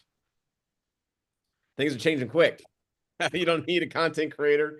You don't need OGC. You don't need copywriters. You just need you and a keyboard. And soon, I don't think there'll be computers anymore. You see those new ones that comes like with like a little keyboard and it's glasses. You just like open it up. You got glasses and it's like a little wire and then it's a keyboard. How easy is that to pack and go? World is changing. Fast. I'm gonna be for investments. I think I'm gonna go invest in some quantum computing stocks. Yeah. I think those are the next. So you got Bitcoin, AI. Well, sorry, Bitcoin is obviously in the news. AI is obviously pretty decently in the news, but quantum computing, like it's not there yet. I think that'll be like you hear kind of like little spikes of it, like Microsoft or whoever it was, IBM, had their first discovery or they plug something in and it solved the problem. Like those are the first initiatives. I think that could be the next like NVIDIA stock that just goes really well. I could be totally wrong, but that's how I see the future is we need quantum computing next. Yeah, that definitely opens up an incredible amount of computing capacity in a different type of way. Very much so. Well, cool. Hopefully everybody got really good value today of I know I did. going through everything. Charlie got the call for the day. Yeah. Well, I do think that was great, and stick with it, gang. Trey has a whole training he did for us where he built a school. He built a faceless community in the moment and turned those people into sales with a t-shirt. We have a whole 2-part walkthrough that we're making for you guys right now so you can watch and do the thing. That was awesome. That was marketing. I love that. That'd be good. That'd be cool. All right. Cool. I'm out. Great. Thank you for your so time, much. man. Thank you so much, Trey. I really appreciate it. Yeah, no, go do big things, man. Make us proud. I'll try. Everybody go make us proud, That's what we're here for. That's why we show up for you guys. We want you guys to go have a life that you desire and only dream about, and make it a reality. How do I even end it any better? That was it right there, gang. All right. Happy Trey Day. Sounds good, brother. That was awesome. What a trade day. We really enjoyed that. I will let you guys go. We're going to be rocking again at 2 p.m. It's currently 1:17 Eastern. We're going to start back up at 2 o'clock. So if you guys have any questions or anything came up, you want to maybe start implementing what you learned in the session here, we're going to be here at 2. The link is open for everybody. Feel free to use that. I'll let you go for now. Looking forward to catching you guys real soon. Thanks, Dante.